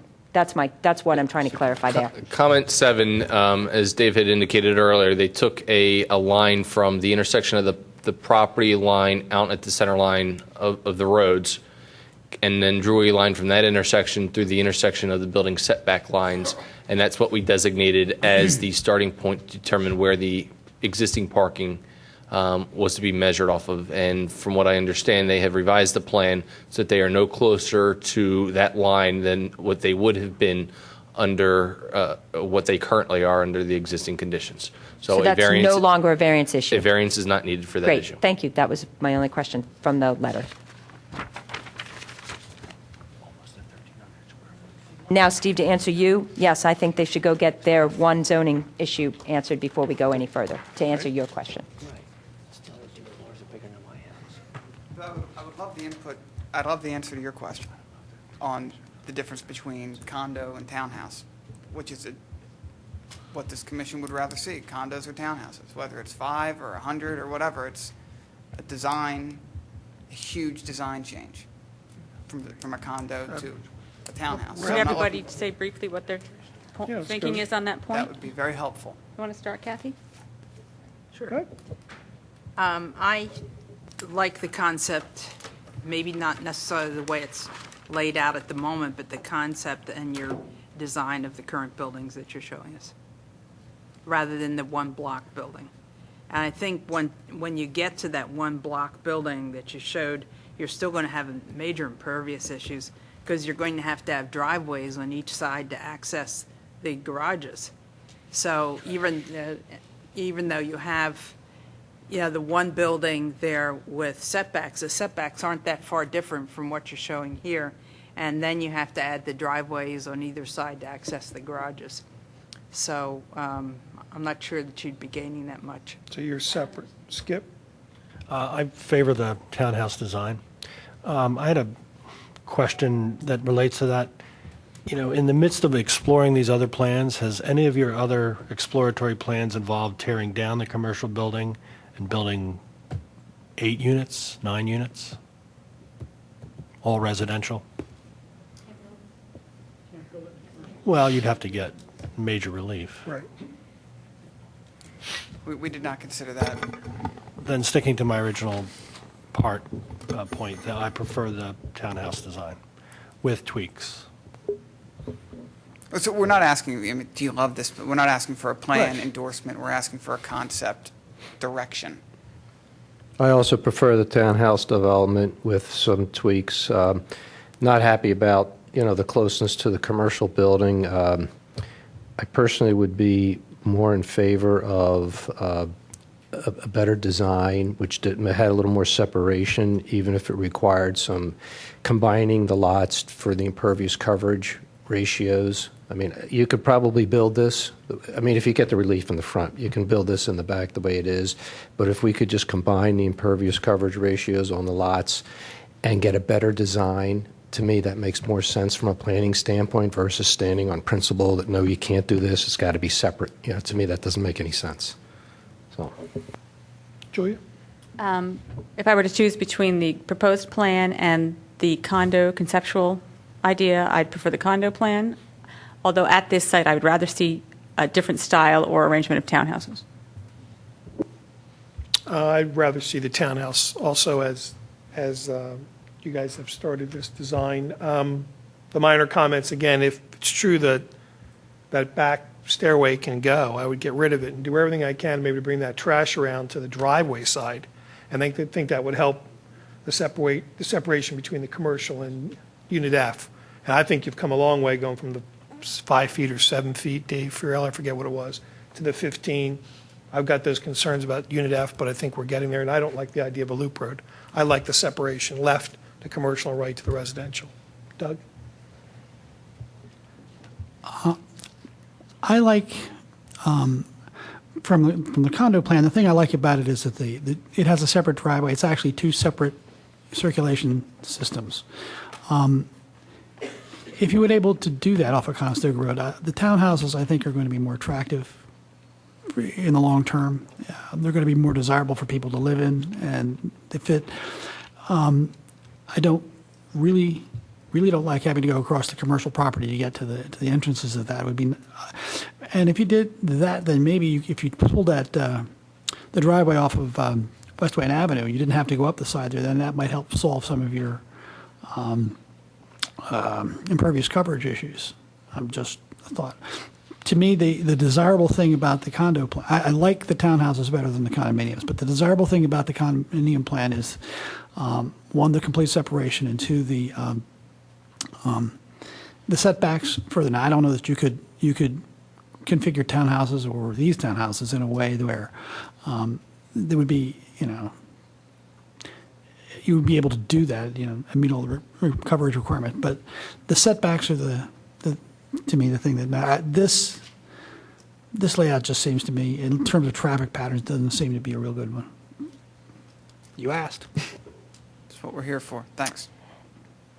It's really too difficult for me to answer until you have your zoning determination, because for me, the two things that I'm looking for is as much separation visually and use-wise of residential from commercial, and for the lowest amount of overall impervious on this property. I just, whatever that may be, is what I would want to really consider, because this part of town just is suffering with stormwater, and you're a little bit high.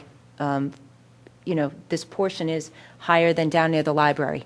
So, what plan creates the least amount of overall impervious development on this piece of property? And I'm loath to say that I would support blending, but I would look at it if it is what would create the lowest overall impervious and the best separation of residential from commercial here. And I'm not at all in favor of the loop road, mostly because it would create even more impervious and other, I envision some families in here, and I envision wanting commercial and traffic as far away from residential as possible. Thanks. I do think that more separation, less impervious, both of those are valuable in whichever way you can work that with either plan. One thing I don't like about the plan you're looking at right now is that you really are kind of crossing the road, walking on a sidewalk, crossing the road, walking on a sidewalk. They don't, you have the direct access to the residential road. That's one thing. I don't know how you can fix that, but if you could reconfigure the existing plan to get more separation, then obviously townhouses are more preferable for the neighborhood. But the condo plan, it does. It provides better separation and less impervious, so it has some value. And the difficulty with that one is the access is coming off of Conestoga Road. That's probably not desirable for residential. It's fine for the commercial, not so good for the residential. So I don't have the solution, but even if it was to take the closest unit to the commercial building and put it in the back and have like a 5, kind of a U shape or something, just to get that separation in there, I don't know. I mean, it might require relief on the setbacks then, I don't know. Thank you. If I could just jump in with something, I would definitely support the blending of the impervious, the zoning there, because if you did that, you could cut off the access of the driveway through the commercial back to the properties and take the driveway for the houses off the other side. Yeah.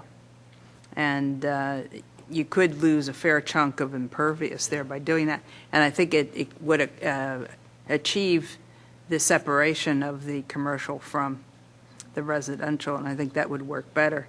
And since it's one property, it seems kind of dumb to say that you can't merge the two, impervious-wise. Just as a warning, blending of the impervious coverage would not necessarily create a redesign in the location of the access to those residential developments. Okay. All that would do is enable them to utilize a portion of the impervious coverage from the R5 over on the C1 district side, but it wouldn't guarantee you that the applicant would redesign it so the access is coming in a different location. Okay. We understand, obviously. Any other comments? Public comment?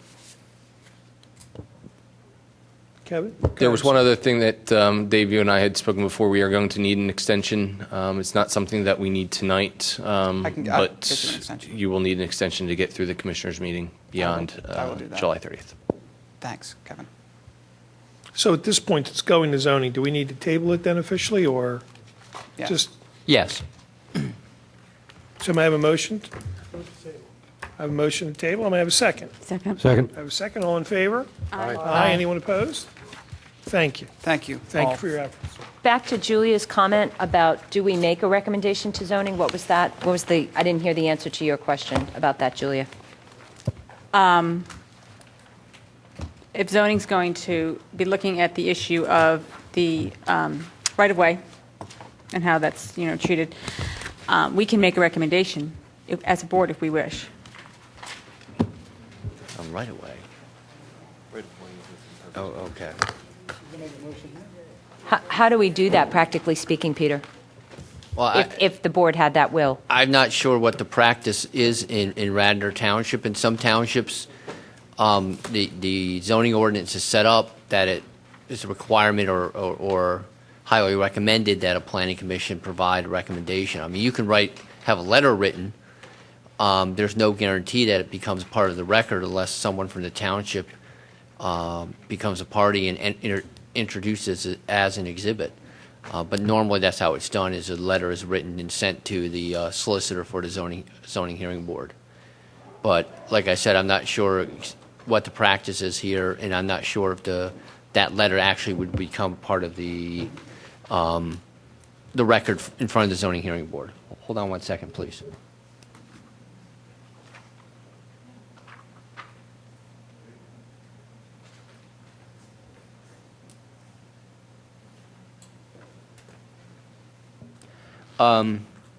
Under section 142B of the zoning hearing board, any appeals to the zoning hearing board involving the subdivision of land or land development, which clearly this is, shall be forwarded to the planning commission prior to a public hearing for review. You may review the application, related documents as a sketch plan. Actually, we've done this before. Yeah, I can't remember. Was it Luella that we reviewed it as a sketch plan? Okay. I think this is And if they've gone to shall zoning provide first, comments, right? not to. So, yeah, if you would like to provide comments to the planning commission, are they on the agenda for this month, Kevin? Yes. Yeah. So obviously the planning commission isn't going to forward it to you before they hear it. So this is your one opportunity to provide comments to the planning commission in accordance with that particular provision. But it sounds like they're going before the zoning board more for a procedural thing as opposed to, or a policy position. No, as what opposed they're, to- what, yeah, no, what they've done is they asked Kevin for a zoning opinion. How does the township interpret a particular provision of the zoning ordinance? Kevin wrote a letter saying this is how we interpret it. And they had as they have a right to do, they appealed that interpretation to the zoning hearing board. The zoning hearing board is then going to decide whether Kevin's interpretation is correct or the applicant's interpretation is correct. And in the basic, simply put, they're saying that when you calculate the impervious surface, you take the entire gross area of the lot, the entire lot, you take out as the lot area. You then take the impervious surface being proposed on the lot outside of the right-of-way, so nothing in the right-of-way, and that's the calculation. The proposed impervious surface divided by the entire area of the lot. What the township is saying is no. If you're not going to include the impervious surface in the right-of-way, you're not including the right-of-way in the calculation of the lot. And so it is the lot area is the area of the lot minus the right-of-way, and then you take, once again, the impervious surface that's being proposed on that lot outside the right-of-way. That's what the zoning hearing board is basically going to pick between one or the other in calculating the impervious surface. What's been the precedent so far in the township? Well, I think, as the applicant has said, our understanding is what the applicant has been arguing is the way the township has interpreted it in the past, and that it's been basically all three of our opinion that that interpretation is wrong, and it's illogical. If you got impervious surface in the roadway, either you need to, if you're going to use the gross area, including the roadway, you got to include that impervious surface which is in the roadway. If you're not including the impervious surface in the road right away, then you can't use it. You can't create this artificial construct that, that whole area, the right of way, that's all green space, because that's what they're saying. It's all green, it's all pervious. There's no water running off of that. Well, that's BS. So that's the way it is. The history of the township, my understanding is they've interpreted the applicant's way, but we think that's the wrong way of doing it, and we think it leads to the impervious surface stormwater runoff problems that you see throughout the township. Okay.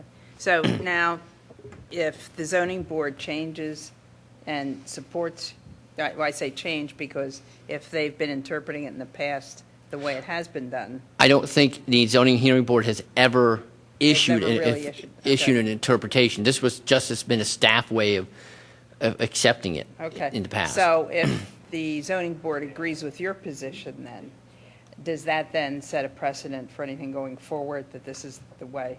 It can't be something unless there's some different fact that comes forward. Mm-hmm. It needs, every other applicant needs to be interpreted the same way. It wouldn't be fair to these guys to be picked upon. Right. In fact, that's another thing that when we had a meeting, they kept saying to Kevin and I, well, we feel we're being picked upon. It's not the way you've done it in the past. We're saying, right, well, but we're not picking on you. You're just the unlucky ones to be the first ones to run into this question. And in fact, one of the other reviews has this exact same issue where they're calculating it using the gross lot area and not the net lot area. And David put in the review letter, you can't do it that way. Okay. So between the stormwater problems that we have in town and just good planning practices, as well as just the logic behind the interpretation, I think we are asking the zoning board to take the township in perhaps a new direction of interpreting that. But my thought is, because it is a change, and we think it's been interpreted incorrectly in the past, and we want that to be fixed, I'm wondering if they need more our support to know that, yes, we've all been thinking about this, and we want this changed. That's certainly something that you could ask the township to write a letter on your behalf and forward it to the zoning hearing board as your comments. Well, I'd like to make a motion that as a board, we ask the township staff to write a letter on our behalf reflecting the issues discussed this evening and our opinions to the zoning hearing board, asking or making a recommendation to them that they support that interpretation. I second that. We have a first, and we have a second. Second. Yep, second. All in favor? Aye. Anyone opposed? We'll ask the township to write a I letter. think there's, Public comment? Oh, I'm sorry, public comment.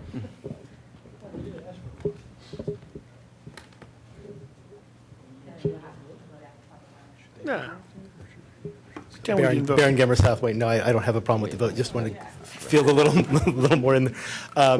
I appreciate what staff is saying on that, and obviously the unanimous consent there too.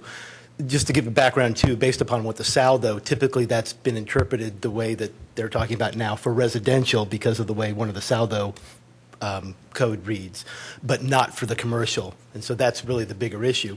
And just to give you the perspective too on what's going on in zoning, they're appealing the opinion of the zoning officer that what they're saying is the way it should be calculated, and that's really more of a code interpretation. So I appreciate the fact that you're going to put that support in, but I'm not sure how much that's really, it's a pure code interpretation.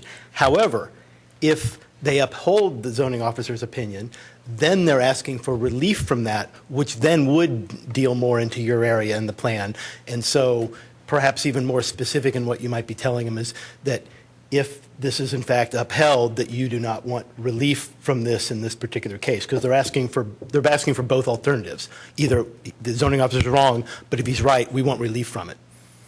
So. Both portions were in that appeal? Yes, Thank you. If I read the appeal letter. yeah, they are asking you in the alternative for a variance. And you certainly could also provide comments on the variance request also. And as far as the variance request goes, you also, this is probably where you can put in, well, we think they should lose a unit, if that's what you're I'd like to go all the way feeling back to is. Skip's point. I've seen this plan in several different developers and several different people now, probably over the last 8 years. We saw it as a very large commercial building where the commercial would encroach into the residential, and we pushed back on that. We saw it as get rid of all the commercial, let's make it residential, and we as a planning board pushed back on that also. So one of the reasons I like this plan, it seems like in my brief history here on the board, it seems like this is the compromise that we as a board have been asking for, but this board's completely changed. And so is the economy, and so is the environment. So Skip's point of, would we prefer an all residential plan? Is the kind of thing, if they're going to go for zoning, I guarantee if Kaz could get 2 or 3 or 4, whatever it would be, more townhouses, he's going to ask for a lot more, but he'd much rather have that than the commercial building. Now, I don't know that for a fact, but as a board, is that the message we want to give? We're going to support a variance. It seems like this board is really struggling, and we've struggled more with this plan than I think anyone we've seen since I've been up here, with the closeness of the commercial to the residential. But that's what we've been asking because of the zoning. So, Well, with the Wayne Overlay District, you are mixing commercial with residential, and they're up against each other. One on top of the other are up against each other. So this is, if you bring that concept over to this area, and isn't this in an overlay? I know you're trying to do it, but you were attempting to. You're kind of, on one hand, saying, yes, it's okay for them to butt up against each other, but then on the other hand, you're saying, no, pull the residential back. You can't have it both ways. Right. You either mix them or you don't. My response to that is that the Wayne Business Overlay, it's the residential's on top of the commercial. It's like the same structure. Yeah, but you still have to go through it to get there. But it's a whole different kind of concept. Kathy, those mix zone- condos on top of the commercial buildings are physically much farther away from the trash and the traffic than on this lot, where you're talking about driveways and commercial use and commercial deliveries. They got rid of the delivery loading area, that doesn't mean there's not going to be delivery trucks there. That just means that on a technicality, they don't have to provide the loading space. It doesn't mean the trucks aren't going to show up. And trash removal. Now, right now, under this particular commercial use, the trash is not likely to be, particularly offensive. Some nice flowers is probably not going to be that bad. It's a small commercial building. No, You're no, not but if going the to have commercial huge use were to tractor-trailers. change, and it was something that was not as pleasant as, Well, flowers. but we saw it at School Lane. I mean, School Lane now. I you wasn't have- here for School Lane. Yeah, but now you have residential that, A has a 0 setback in the front. It looks out at the school and backs up to commercial. I mean, they're back to back. Again, front, they have, you could say, a nicer view, but you're looking across the school property. And there it's worked, all the units are sold. But, there was one, you talk about tight planning, you talk about really fitting in back to back. When you look at those folks have no backyard at all. They're looking literally at the back But of a commercial that's an building. urban grid. But they're doing residential townhouses. It's a different design vernacular. And I find that, for instance, on this particular site, I have no problem with commercial and residential coexisting. I think they're not approaching the design well because they're trying to push too much out of the site. I think that it can be done well. I think that we've had a lot of good comments showing what direction the design should go in. But I don't think that the main conflict here is that it's commercial and residential next to each other. I Okay. think that can work fine. That's what I wanted to hear. No, and I even said last month, and how often am I complimentary, the blend of, I'm tough on developers, and I want them to stick to our ordinances, and I don't like to give away waivers. You guys all know I'm tough about that. I don't mind the concept of residential with commercial here. I said I think the commercial building is going to help break up the mass of the residential. I would worry if this were converted to complete residential, we would have something very similar to Good. very close by. However, I was shocked when I think I said this last month. I'm like, are they double dipping on their impervious calculation? I was shocked to read that how we've done it here in Radnor is to let people to let certain developments use the right of way for their gross lot calculation and not use the impervious in that right of way as part of their impervious calculation. No wonder we have the stormwater management problems we have, and thank goodness we have staff that's moving in a new direction and township leadership that's moving in a new direction. I feel strongly we have to support that. This particular development, listen, we have to see what the zoning is on it and what their ruling is, and then let them come back to us. I really did feel like he wanted direction tonight. They might have to completely, I would hate for him to invest much more time or energy or money on that plan until he has his zoning determination, and then he can make a business decision of how he wants to proceed, and then bring a plan back to us. I don't feel that it's necessarily the right thing for us to do all of his planning work for any applicant for them. Thank you. Baron, are you, I'm Just sorry. to cut, Go ahead, that's okay. complete your No, I comment. appreciate this. Just actually to play upon your and Julia's comment, it wasn't so much the planning commission when a prior applicant came in with all residential or all commercial and then the mix, that the planning commission so much, it was the neighbors who vehemently objected to all commercial or all residential. The prior developer didn't want to do the split, and so even though they showed that as a plan, then they kind of dropped it because they didn't want to do that. So with this current applicant coming in with the split, that's a positive. That's what besides the design issues that Julia's talking about, the execution may not be there, but having it split is the desire of the neighbors. They've said all along. So winding way back, then I would ask if not only for the code interpretation again, which isn't so much. They're going to pay as much attention to what you say on that. But certainly if they want the variance because there's agreement, then I would ask that you forward that opinion on that you don't believe that should be done in this case. Thank you. Thank you, sir.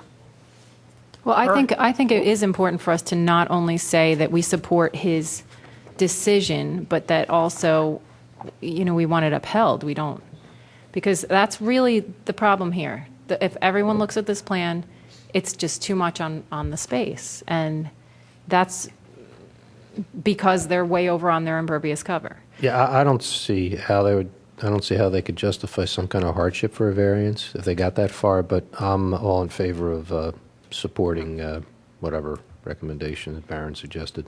So can we amend Julia's motion where we would send a letter, ask the township to draft a letter on our behalf, asking or letting the zoning hearing board know that we support the zoning officer's position on this particular interpretation.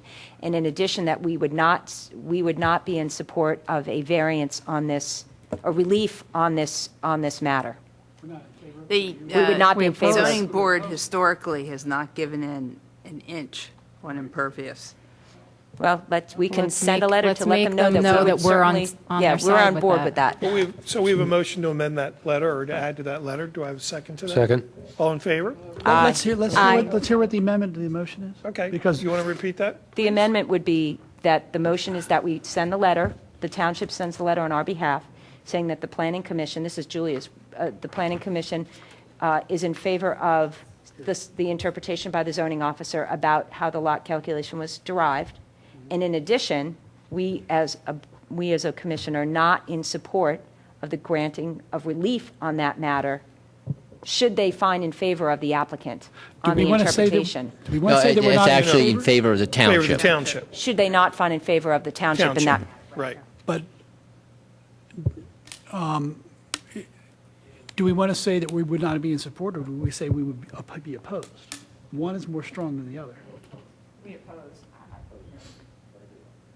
Fine. That's fine. Yeah, I think I you can prefer- write that. we're So opposed to. I have a motion from, Just on the discussion side, in effect, that throws them back into develop R5 on its own. right.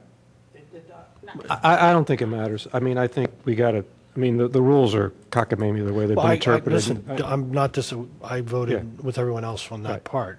So, I mean, if that's what that means, that's what that means. I guess we'll address it. I mean, I guess, what was your point? Well, Unless they can blend the zoning. Right.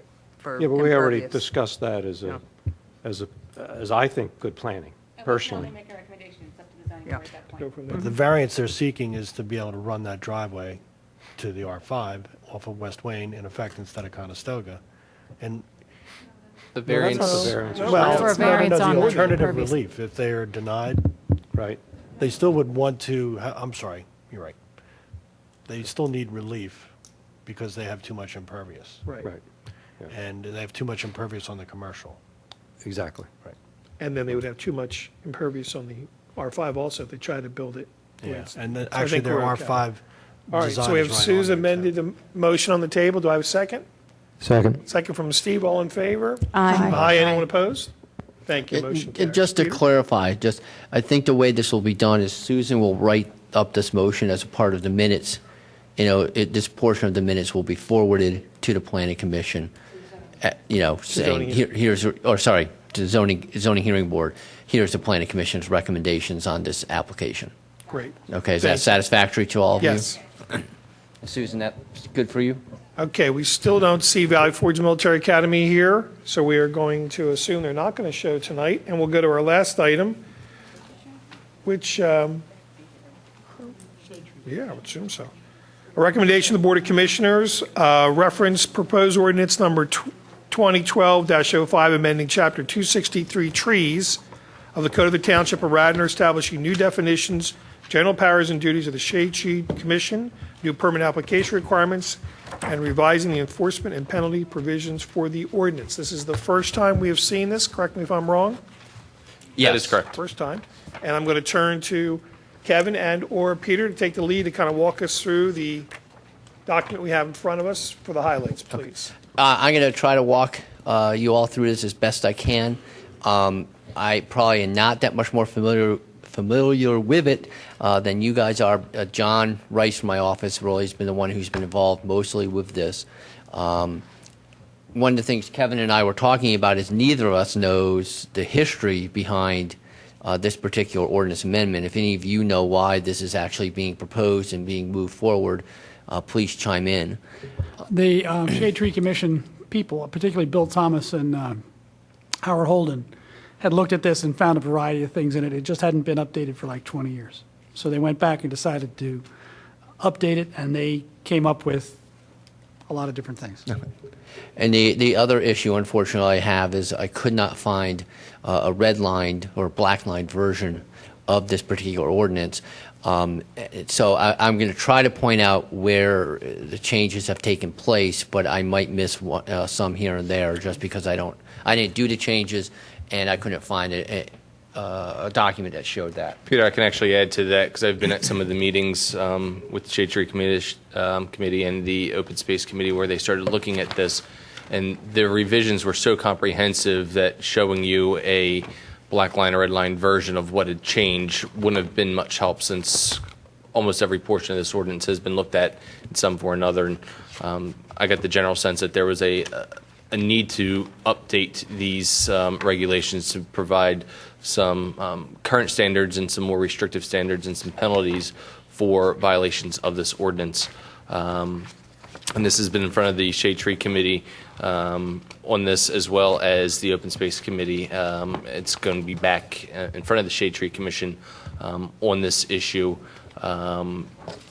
I've provided you with comments from the Open Space Committee, as well as several of the commissioners, some of the comments that they have provided. We'd be then adding those comments that you would have on this ordinance back to the Shade Tree Commission for their review and the consideration of any amendments or changes to the draft that's in front of you tonight. You want me to do a little of this since I went through the whole thing? Okay, go right ahead. Because I am liaison to Shade Tree, I sort of should know a little bit about this thing. First, they added a bunch of different, they added a number of different definitions, and they revised a few of them. They added the definitions for the word applicant, what an emergency tree is, forest management, hazard tree. They refined what a heritage tree is. A heritage tree, according to this ordinance, will be something that has 30-inch diameter. Caliper is what they call it in the old parlance, and they replaced it with something else called... It's a diameter breast height, Right. which is the diameter measured at breast height. It's about 4.5 feet off the ground. Right. And they it used to be 36 inches. And now it's 30. Now it's 30. Which means that there are more trees in the township will fall into the category of heritage trees, which is a good thing. One of the reasons that they did that was that there are certain species of tree that can live to a very long age, a long age, and a very tall tree. And because of the species type, it doesn't get as wide. So you can have a tree that's 200 years old, that's a beautiful specimen of different species of trees. It's not like an oak or a maple, for instance, which have a lot of girth.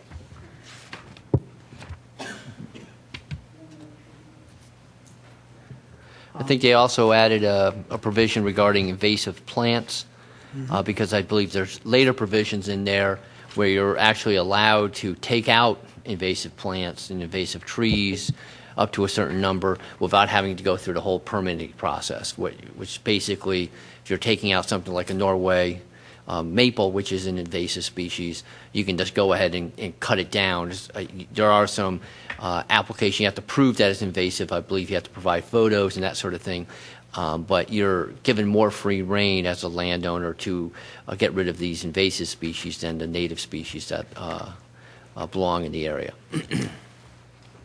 The definition of it, or the tree replacement formula, has been modified a little bit. The smaller trees now have to have more trees to replace them. That was one major thing. There used to be a shade tree planting master plan in the old ordinance. That's no longer in the new ordinance. I don't know why they did that. Okay. I like the idea of having a master plan, but I have never seen one. So, one of the things that this does do is it creates the concept of, if you can't plant trees to compensate, like you cut down 2 trees and you have to put 5 in its place, but you physically can't do that on a piece of property, it gives you the option of making a payment into a tree, shade tree fund for being used elsewhere in the township. That's a whole concept, and that comes through a number of different places in here.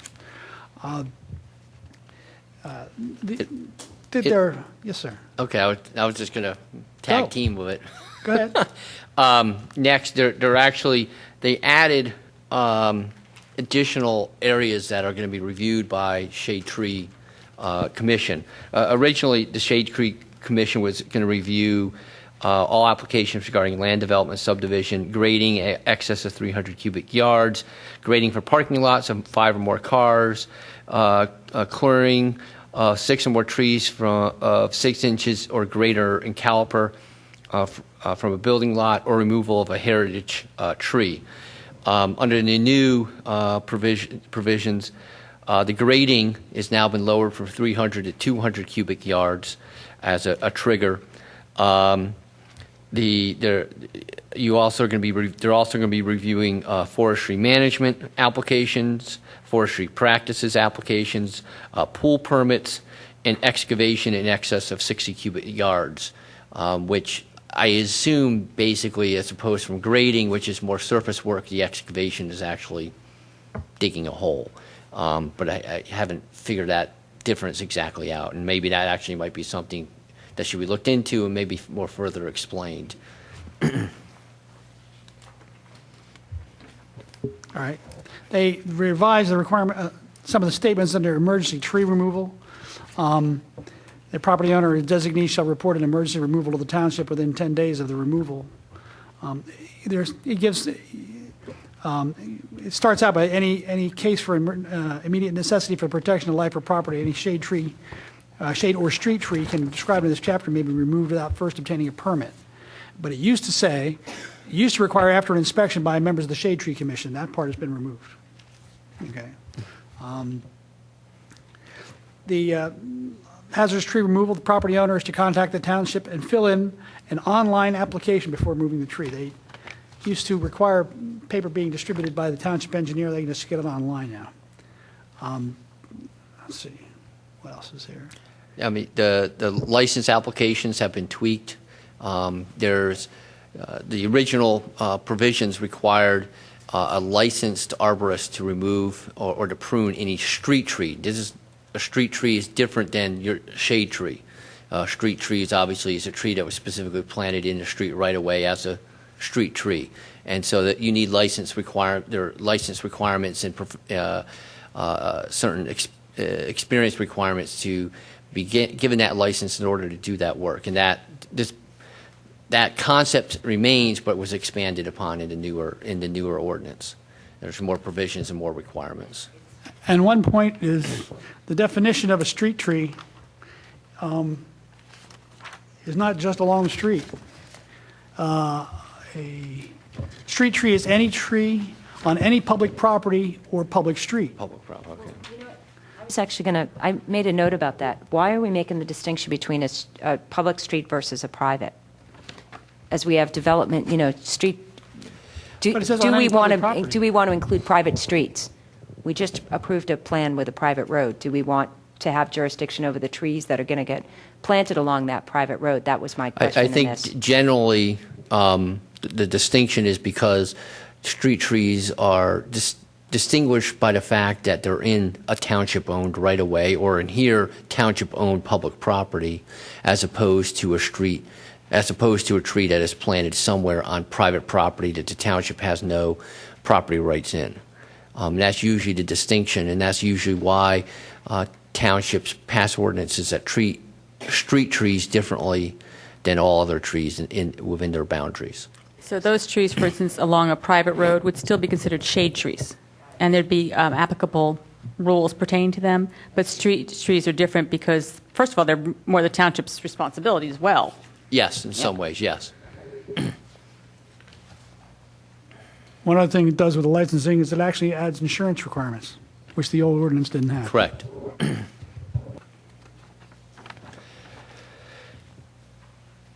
And then I think as far as like permit applications regarding like land development, subdivision, grading and clearing permits, removal of a heritage tree, all those requirements were in the original ordinance. They've just been, I think, expanded upon in this particular ordinance, and there's more detail, more requirements regarding what needs to be submitted along with the applications. I think it's just been tightened up a bit, I suspect, based on the experience of the Shade Tree Commission of what works and what doesn't work. Two things about that. On page 9 of this, the very top, it seems to indicate that, first of all, we're supposed to be getting written comments from the Shade Tree Commission when we look at a plan, and that it's only upon receiving the resolution of the shade tree that we could approve a plan. But I don't recall that we very often get recommendations or notices from Shade Tree. Yeah, I don't think we have. The one I remember is, it was that 4-lot, I think it was a 4-lot, 5-lot residential subdivision. The loop, I can't remember the loop road, kind of looped through. There was a single house on the lot now, and they kind of looped the road through. Atterbury. Yeah, there you go. I think we did get a recommendation there, but I think that was even verbal. That's what I'm saying, is we don't really get these I don't think you normally written- get written ones. Right. There have been many times where we've had an applicant before us, and where there are shade or street trees involved, and we say, have you been to Shade Tree? And they say yes, and the staff says yes, they're good. And that's all we've been getting. I think probably what maybe you should ask the staff to provide you in your packet is copies of the Shade Tree minutes, of the Shade Tree Committee minutes on that particular application. My point is that the way that the Shade Tree ordinance reads right now in number 6 would suggest that we can't approve a plan unless we have something from Shade Tree in writing. And it seems odd to me that a Shade Tree ordinance would have a restriction on us making a plan approval that's dependent upon them giving us something in writing. That's what's odd about that number 6. I would agree with that, and that's something I want to bring up with John to find out why it's in there. But Okay. yes, to be honest, there's a lot of the requirements regarding subdivision and land development are things you normally would see in the SALDO and not in this requirement. At the very least, you probably should see them mirrored in the SALDO in order to ensure that they have the same impact and applicability to a subdivision or a land development plan. And then the only other, I don't know if it would be in here or in an administrative code. I think we've had situations before when an applicant is before Shade Tree and planning, and they go ahead and get their Shade Tree approvals and get permits and can begin clearing land before they've gotten preliminary plan approval. And I understand that it's two different paths with, two different sections of the ordinance, but it's unfortunate to me, if there were a plan that were not ultimately recommended for approval and didn't ultimately get approval, but trees have gone ahead and been removed. That's a shame. And so I'm wondering if somewhere in just our overall SALDO process, or somewhere in this, that they can have a shade tree recommendation, but not actually get the issuance of a permit for tree clearing until they at least get preliminary plan approval.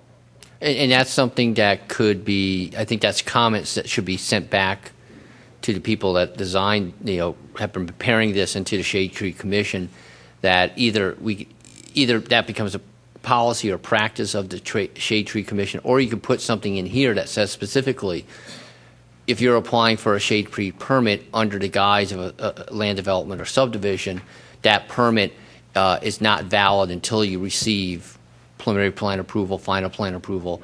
That's something you could recommend be inserted into this ordinance if that's something the Planning Commission would like. My rationale would be, we go ahead and clear trees. What if the planning process takes a year and a half? It's a year and a half that piece of property doesn't have trees soaking up water, and because they haven't finished preliminary plan or final, they're not doing their replanting.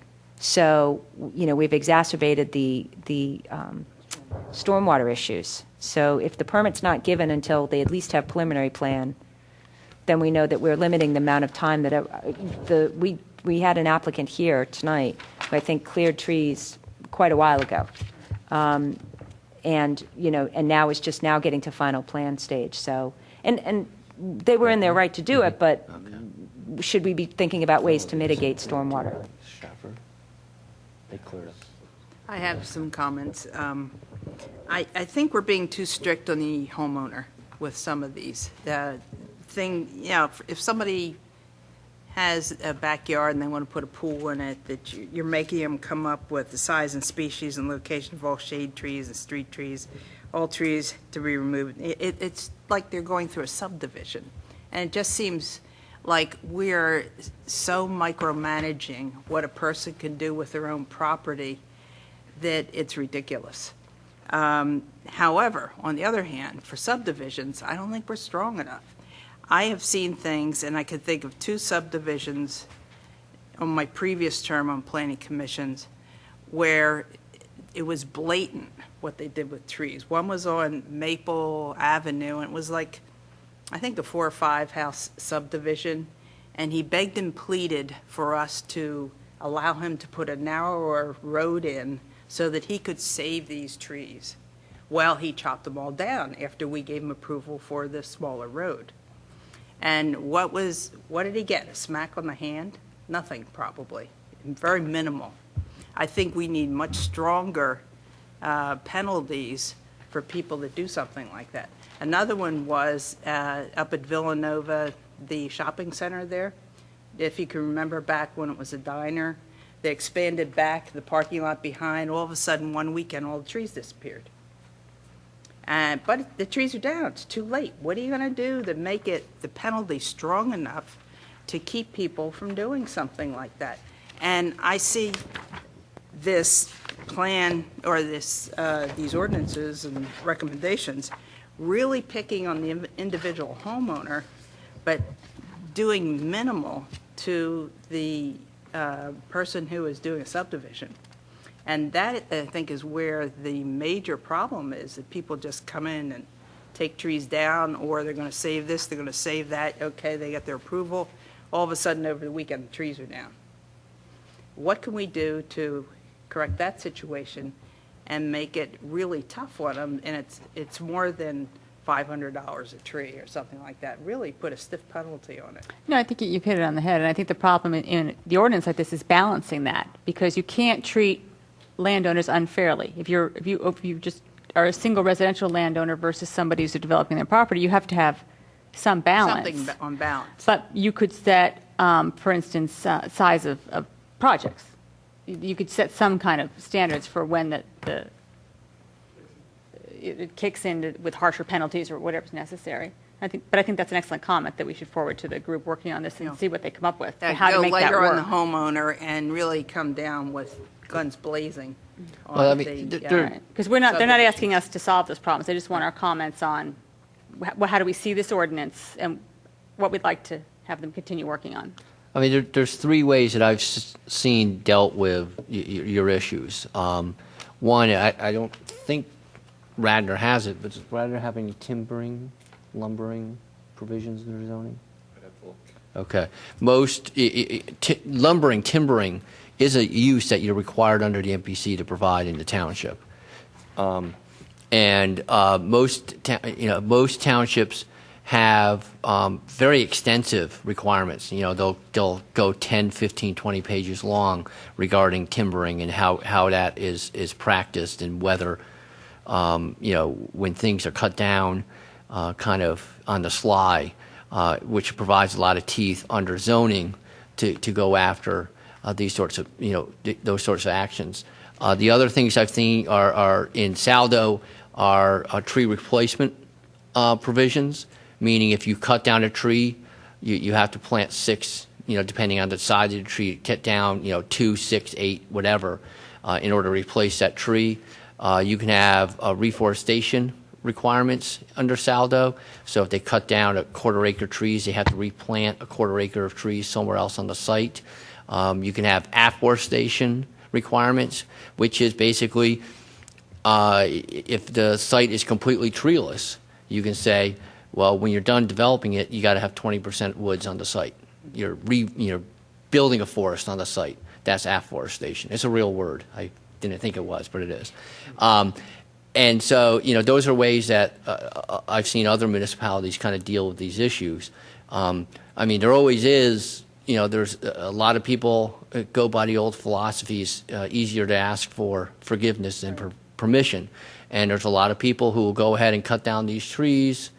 And, once they're cut down, they're cut down. You can't, it's not like you can rebuild them. Back together. And so that's really one of the big problems.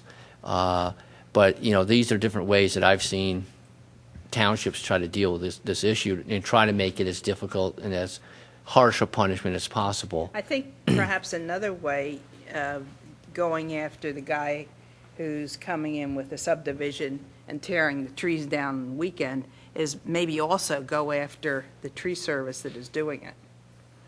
So go after the property owner plus the tree service if they don't have a permit.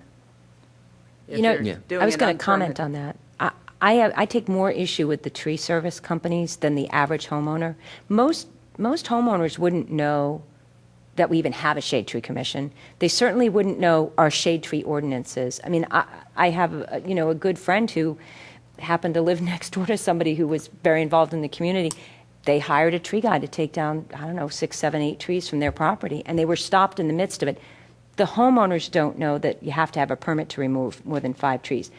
The tree service knows, and when they don't properly inform, a client, and say to them, hey, you need to go get a permit for me to come in and do this work, that's a problem. And I wondered how we even get the word out to your average homeowner, particularly for some of these new rules, that what the rules are.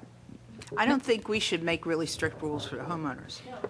Because I really feel that, government is just micromanaging people's property too much, that they really need to let people create their own destiny to a certain extent. Now, on the other hand, if it's a developer, it's a different story. But if somebody wants to take 1 or 2 trees Developers, But again, how do you landowners manage too, that? they have their dreams and aspirations. I mean, you can't. Yeah. I mean, the way you separate is you put the requirements in the saldo, which only applies by definition to land developments and subdivisions. But are you really going to stop anything? Pardon? You really going to stop anything? If a developer approaches me about my lot that he thinks he can subdivide or whatever it may be, he just says to me, go cut these trees down because you can do it, I can't. So once you cut the trees down, they'll give you agreement of sale, and then we'll go in with the trees already down. Well, I can see many loopholes in that. One of the ways you do that in the saldo is you put in what I would say like a ghost clause, meaning that'd be great. Okay, if the trees have been cut down in the last 2 years, we treat them as if they're still there. So yeah, you can't have someone who's like planning ahead, because what you see sometimes with these heritage trees is someone's going to go ahead and they'll cut down the big heritage tree, 2 years before they develop the property so it doesn't cause any problems because it's in the middle of where they want to put their house. So I've seen, ghost clauses like that where it says, look, if you cut this tree down within 5 years, we're going to treat it as that tree's still there, and you got to protect that ghost tree even though it's no longer there, to try to prevent people from trying to get a step ahead of the township. Okay, I like that ghost clause thing, and it has a great name, too. Okay, thank you. But before we move too far off of Sue's point, I think one of our comments should be that, maybe not in the ordinance, but as to this, our comment to the group writing the ordinance is that we'd like to see a little bit more homeowner education about what's there. One of the things that the township is currently doing, we're taking a very active role in putting things out in our newsletters that are now coming out on a more regular basis and letting people know that there are rules and requirements for zoning, for other permits, for grading permits, for tree removal. We're including it on the Radnor 411. We're including it on the website. We have handouts here at the counter. So we're trying to cover our bases from an educational standpoint and an outreach where we're trying to reach as many people as possible through different forms of media, direct mailings. All the property owners should be receiving the newsletters. If not, they're coming to the township, and they have multiple opportunities. Are we reaching everybody? We're not reaching everybody, but we're reaching a vast majority of people. Some people, homeowners, will get the newsletter and just throw it away. There's not much that we can do about that. We're sending it to their homes. If they choose to read it or not, or plead ignorance, and we get a lot of that, well, we didn't know. They did know, but the easiest, I didn't know. Pleading ignorance sometimes isn't a valid excuse. On that point, I happen to notice on page 5, and I have notes on it, item number 5, in general, the Shade Tree Commission may periodically conduct a survey of heritage trees. Since they're the most desirable to save and protect, after that survey is done, can the township actively notify the property owner that he has 1, 2, 3 heritage trees? Yeah, certainly from a legal standpoint, they can, yes. And it would all depend on, I think it's a more administrative and cost and how you. Well, but if you know that you actually have a heritage tree and it has this much higher standard for pruning, trimming, removal, care, I think that you're on notice. Yeah, you certainly could send it to them. I think you'd have to you'd want to make sure the township worded the notice in such a way that it doesn't come across as a threat. Yeah. But yes. Yeah. Little did you know. So. Actually, I had 2 or 3 little comments. Right. On my street, there was a major sidewalk reconstruction, which is because, No, they can't go when on private properties change hands and the sidewalks are broken up or in bad shape, they have to be repaired by the homeowner's expense as part of the condition of moving in. Oftentimes, they're damaged by heritage trees, and I wonder if there's any standards that could be put in to the ordinance that would deal with sidewalk reconstruction in sensitive situations where you're next to a 38-inch, ash tree. Well, it does specifically state that you can't put any concrete or anything else that's going to damage the water, going down the root. Yeah, but But what are if- you going to do if what do you're you do? replacing a sidewalk? But there's already a sidewalk, and the tree has broken the sidewalk over time, and now you have a choice between making a safe sidewalk or possibly damaging the tree. So there has to be a balance, and maybe there's a way to deal with that balancing act in the ordinance. I don't know. Just a comment, that's all. In most of those cases, that would be considered a street tree in the property of the township, and the township would then be employing the services of an arborist to look at offsetting and mitigating the impacts to those trees. There's a variety of ways that can be done from a construction standpoint of constructing the sidewalk, as well as then pruning and fertilizing the tree to mitigate those impacts. Not to create any problems for a new neighbor, only about 10 houses away, but there was a baby backhoe scraping up all the stuff. There were piles of fresh dirt above where the sidewalk was. There were tree roots in the dirt, and, it's not the homeowner's fault. And this is on West Wayne. This is very easy to see this. So I don't know if the township actually was involved in that at all, that particular thing. My last comment, we were talking about valuable trees and that 30 inches shouldn't be the only criteria. Do some ordinances have a height requirement, or once you hit 50 feet, that regardless of the fact that it's an evergreen that has a 28-inch diameter, it's a heritage tree? I'd have to look. I think some ordinances might actually split it all out, saying this size for this species of trees, that they get that specific. But I don't know if I've ever seen height, but it certainly could be done, as long as there's a scientific validity to it, that, that particular species or trees that, have to reach a certain age to reach that height. Like they're, it's not arbitrary.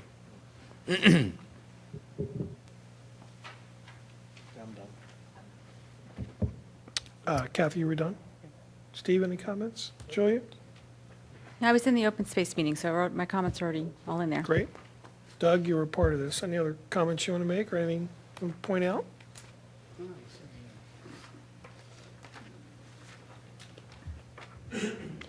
Again, the big thing is that they put in there the idea of paying, putting money into a fund if you can't put new trees up. That's in several different places where there's removal of trees or whatever else.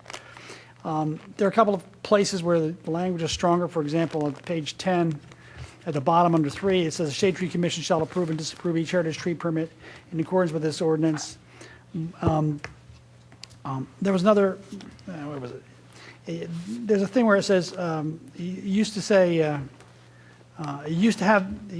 the Shade Tree Commission had the authority to require, the replacement. Now it says it requires. So the language is stronger.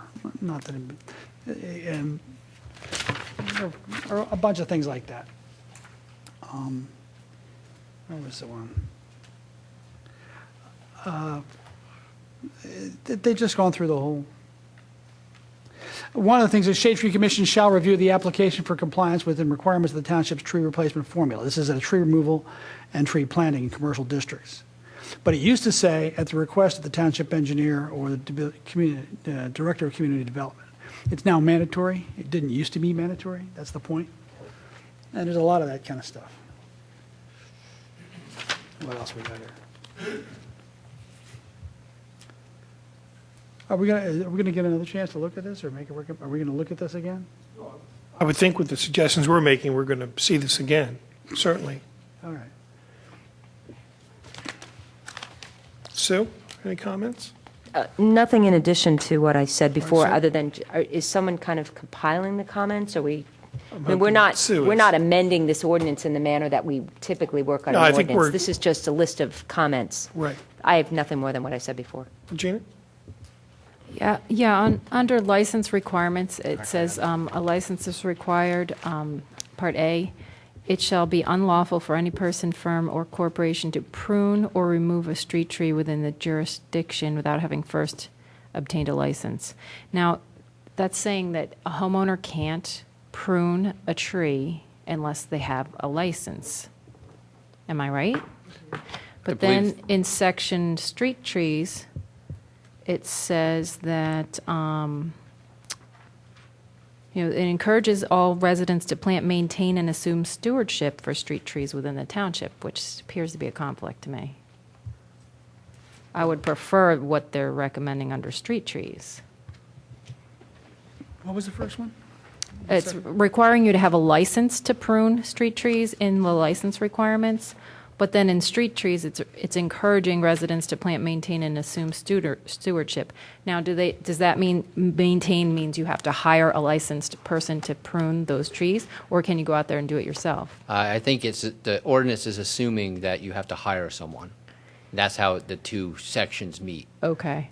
So. All right. Because that can be, certainly for certain people, that could be onerous financially. well, it could discourage people from planting those street trees.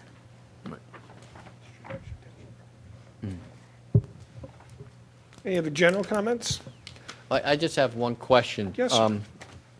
Going to section, on page 15, section 11C, we were talking about if someone goes ahead and just cuts down a tree, there's if you do that in violation of the chapter, they need to replace the new tree with size of species to be recommended by the Shade Tree Commission. It seems to imply that if you cut down a tree, if you cut down a huge tree, you might just have to plant one little one. Would it be the Planning Commission's recommendation of this, that they need to plant more than one? Or do you want to leave that up to the Shade Tree Commission to their discretion? Well, one comment is, if they really want to enforce this, then they need to change the first part of the sentence. An applicant or person may replace the tree. It should say shall. If Right. you want to, if they have to be, if they're going to be required, you have to put shall, not may.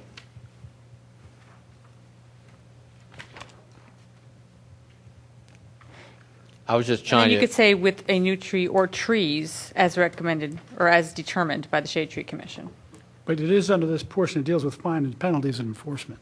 That's what this, Right, I just wanted to kind of building on some of the earlier comments, just to get a clarification, that's all.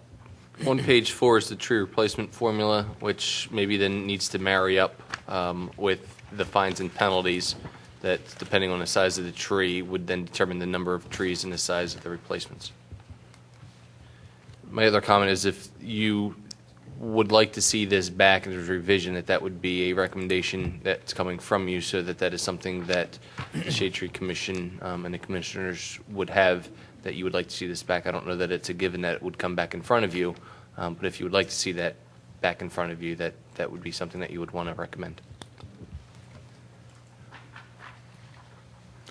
I do have one tiny little thing here.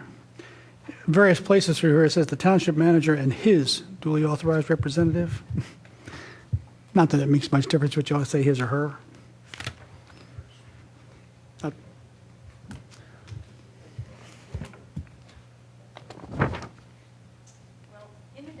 It says a singular number includes the plural, and the plural includes the singular. The masculine gender includes the feminine and neuter. So they've made the point, although they could have made it more Thank you. politically correct fashion. Glad you covered it. Okay, so with that, I'll go for public comment. Wow, I'm surprised at that.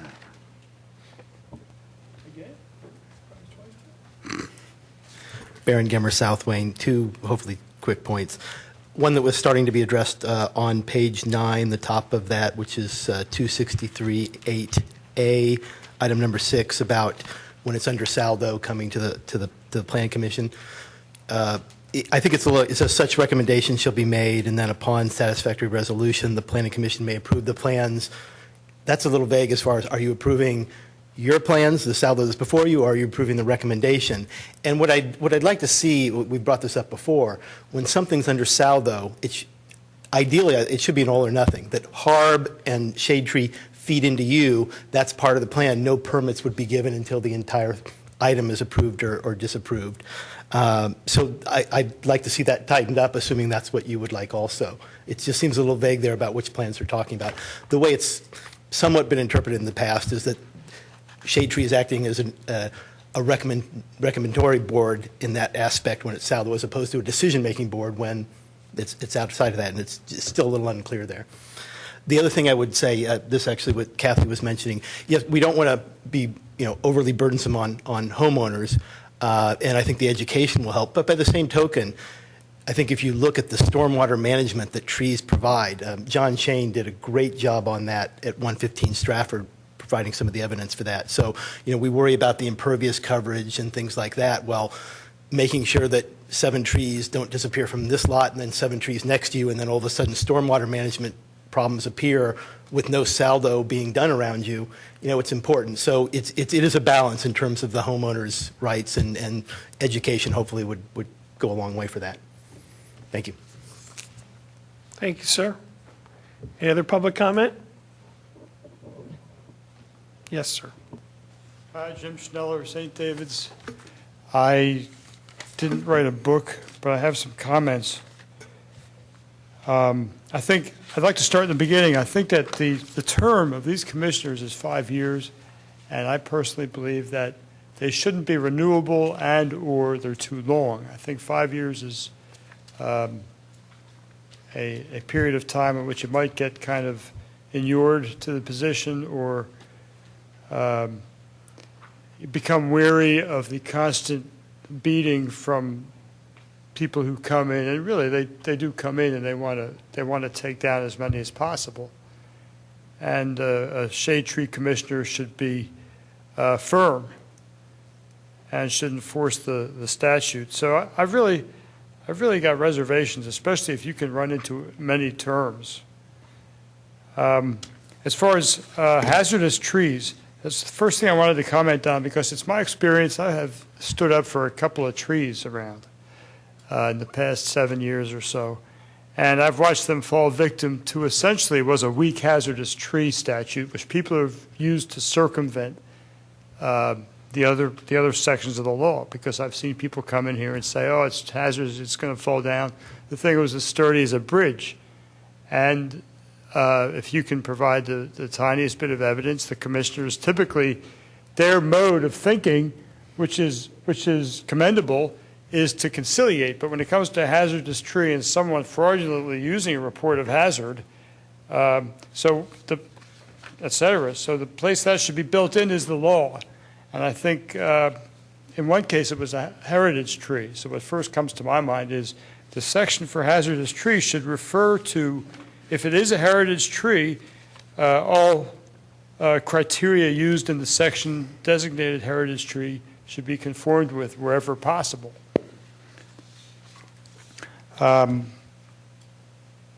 Also, I think citizen reports, there might be a statute for citizen reports so that they might be given credence.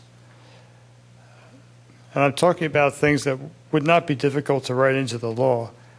Likewise, I think violations, I was pleased to see they've kept up the violation for poisoning or otherwise adulterating. The Shade Tree Commission has admitted to me that there is an issue, and that just like cutting them overnight, a month in advance or 2 years in advance, people, especially in tighter situations where there's no solution in sight, or with very visible trees, have essentially figured out how to dump stuff on them. And the important thing is that the commission has admitted that there are ways to detect this. You don't have to hire a detective that's going to cost 20 grand. Most arborists, or especially people I'm sure who work at Chanticleer or places like that, recognize poisoning. So all of this is to say, perhaps, more teeth could be added for people who are trying to, A, circumvent, and B, violating in any other way. And in addition, if there was some mild referral to the police department, because right now the section 26311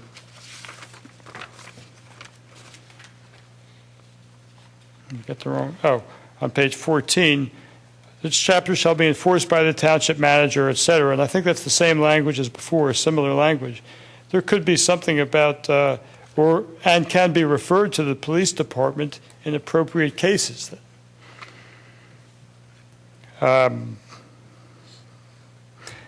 It's great that, I think there's a little bit more mention here, or they kept it anyway, that rules and regulations should be promulgated by the Shade Tree Commission.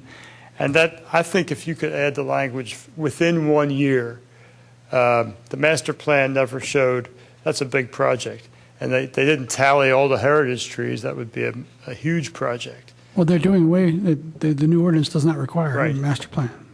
But in the case of asking for rules and regulations, if the law says rules and regulations within 1 year, they'll have to do it. And they'd get a ton of help. And they could cover things like heritage trees or other valuable trees, or all street trees shall be kept free of vines, ivy, poison ivy, and all these clinging things which are known to kill them. I've seen trees intentionally killed around Wayne by people who just let everything that they can attach to it, and they go down the tubes within 5 years. I'm sure that would be in other statutes. I have done no research. I'm just bubbling with ideas here. I'll talk for 5 hours. Radnor's got a great tree. You should visit Shade Tree. They would love to hear this. Oh, thank you. They've heard it. They've heard it. I will say this, in terms of the hazardous trees, usually when there's a hazardous tree report, at least one or two of the members of the Shade Tree Commission go out, Howard Holden or Jim Ward go out and actually look at it and estimate. Jim Ward is a certified arborist as well as does tree surgery, so he knows what he's doing. Yeah, I was disappointed. Is it really true that they've written out the inspection on the hazardous tree? You mentioned that they've now written it out. They've taken out the inspection. No. Well, that's good. So. But I have to say also, and it's a twofold comment. I might as well start at that. Well, let's wait and see.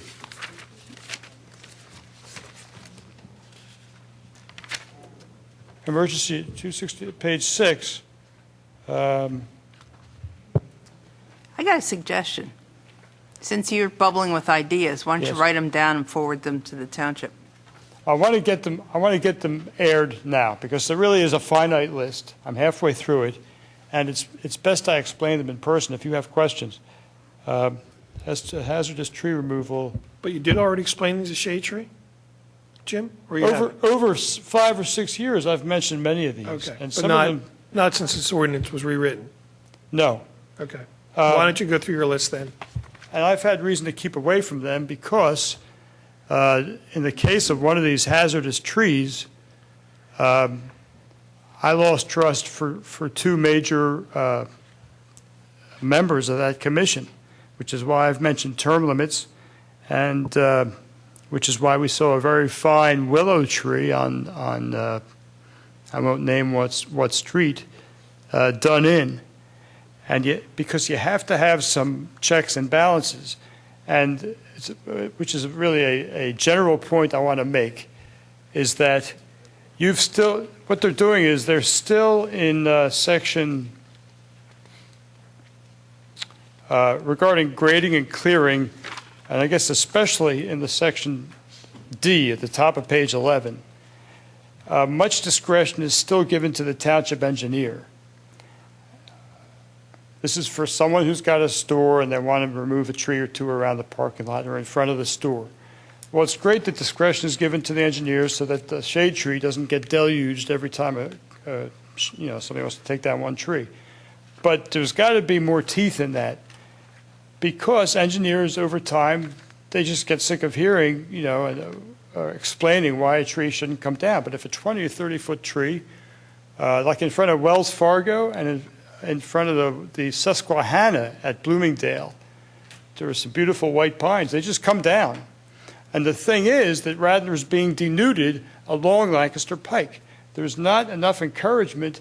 If you go to many other townships, and I can't say on the main line, but like if you go to a place like Hallandale in Florida, you will see that you can't see signs, you can't see the stores, but it's attractive.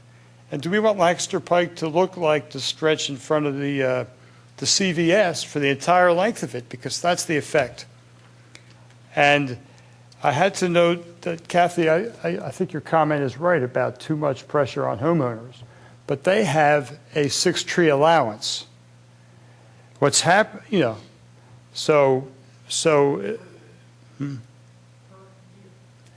and it was just changed to annual.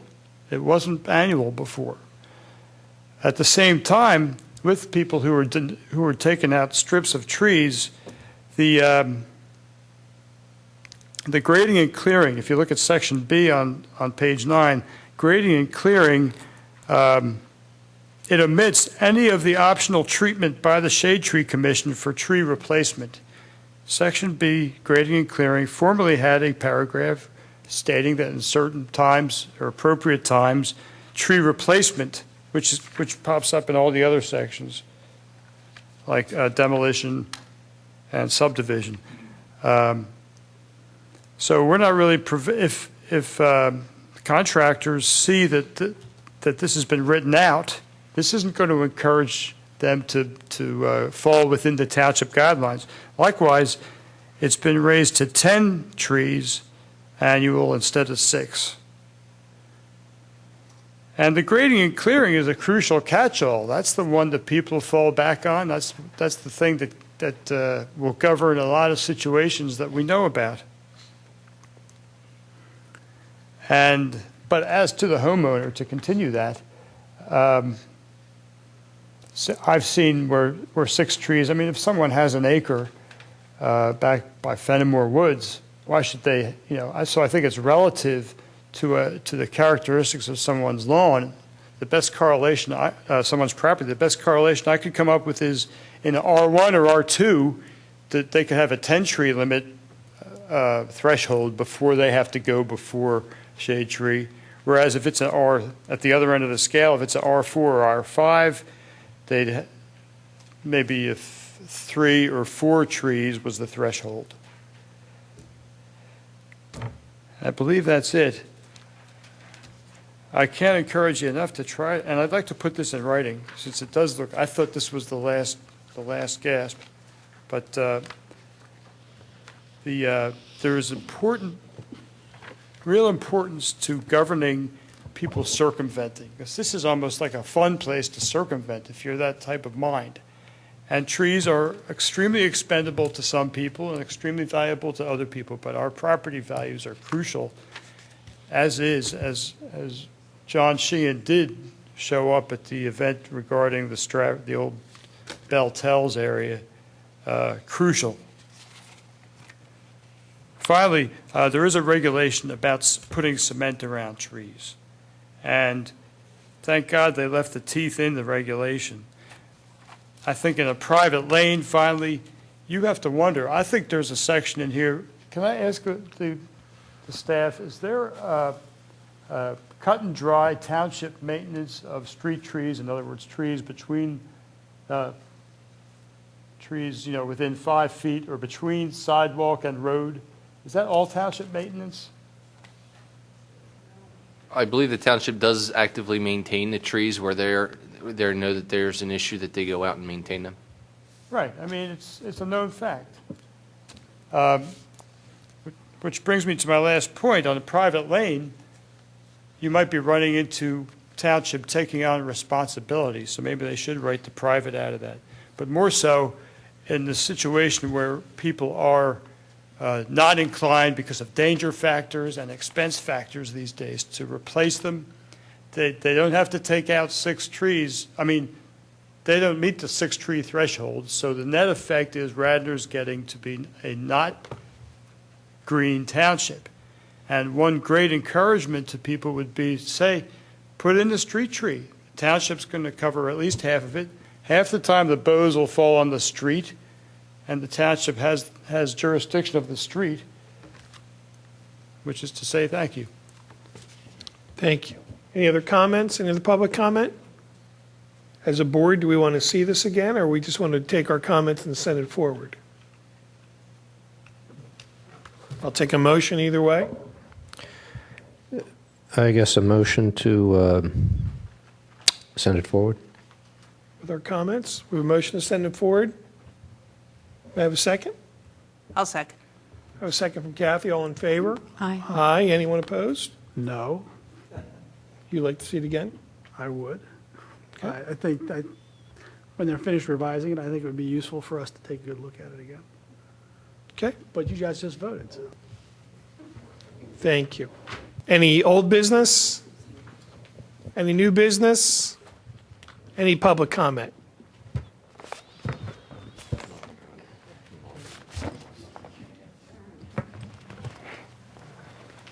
Yes, sir. Mostly Berengamer, South Wayne Avenue, just for staff.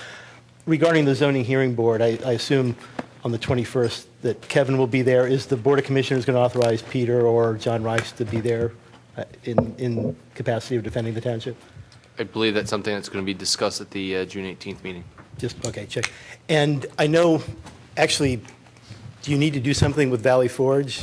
I know it's just a sketch plan. That was, so two parts of that. A, did you need to do anything with that? And B, as long as it was on here and we're here, I just wanted to know what the basis was for trying to say you don't need to do anything with Saldo for something that clearly falls under the Saldo. So, two-part question.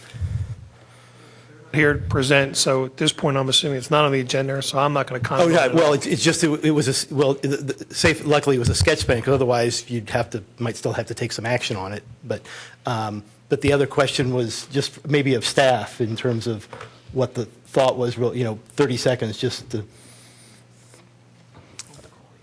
It's something that the applicant was going to discuss in front of the commission tonight, so that they had prepared some information and we wanted to discuss in front of the commissioners.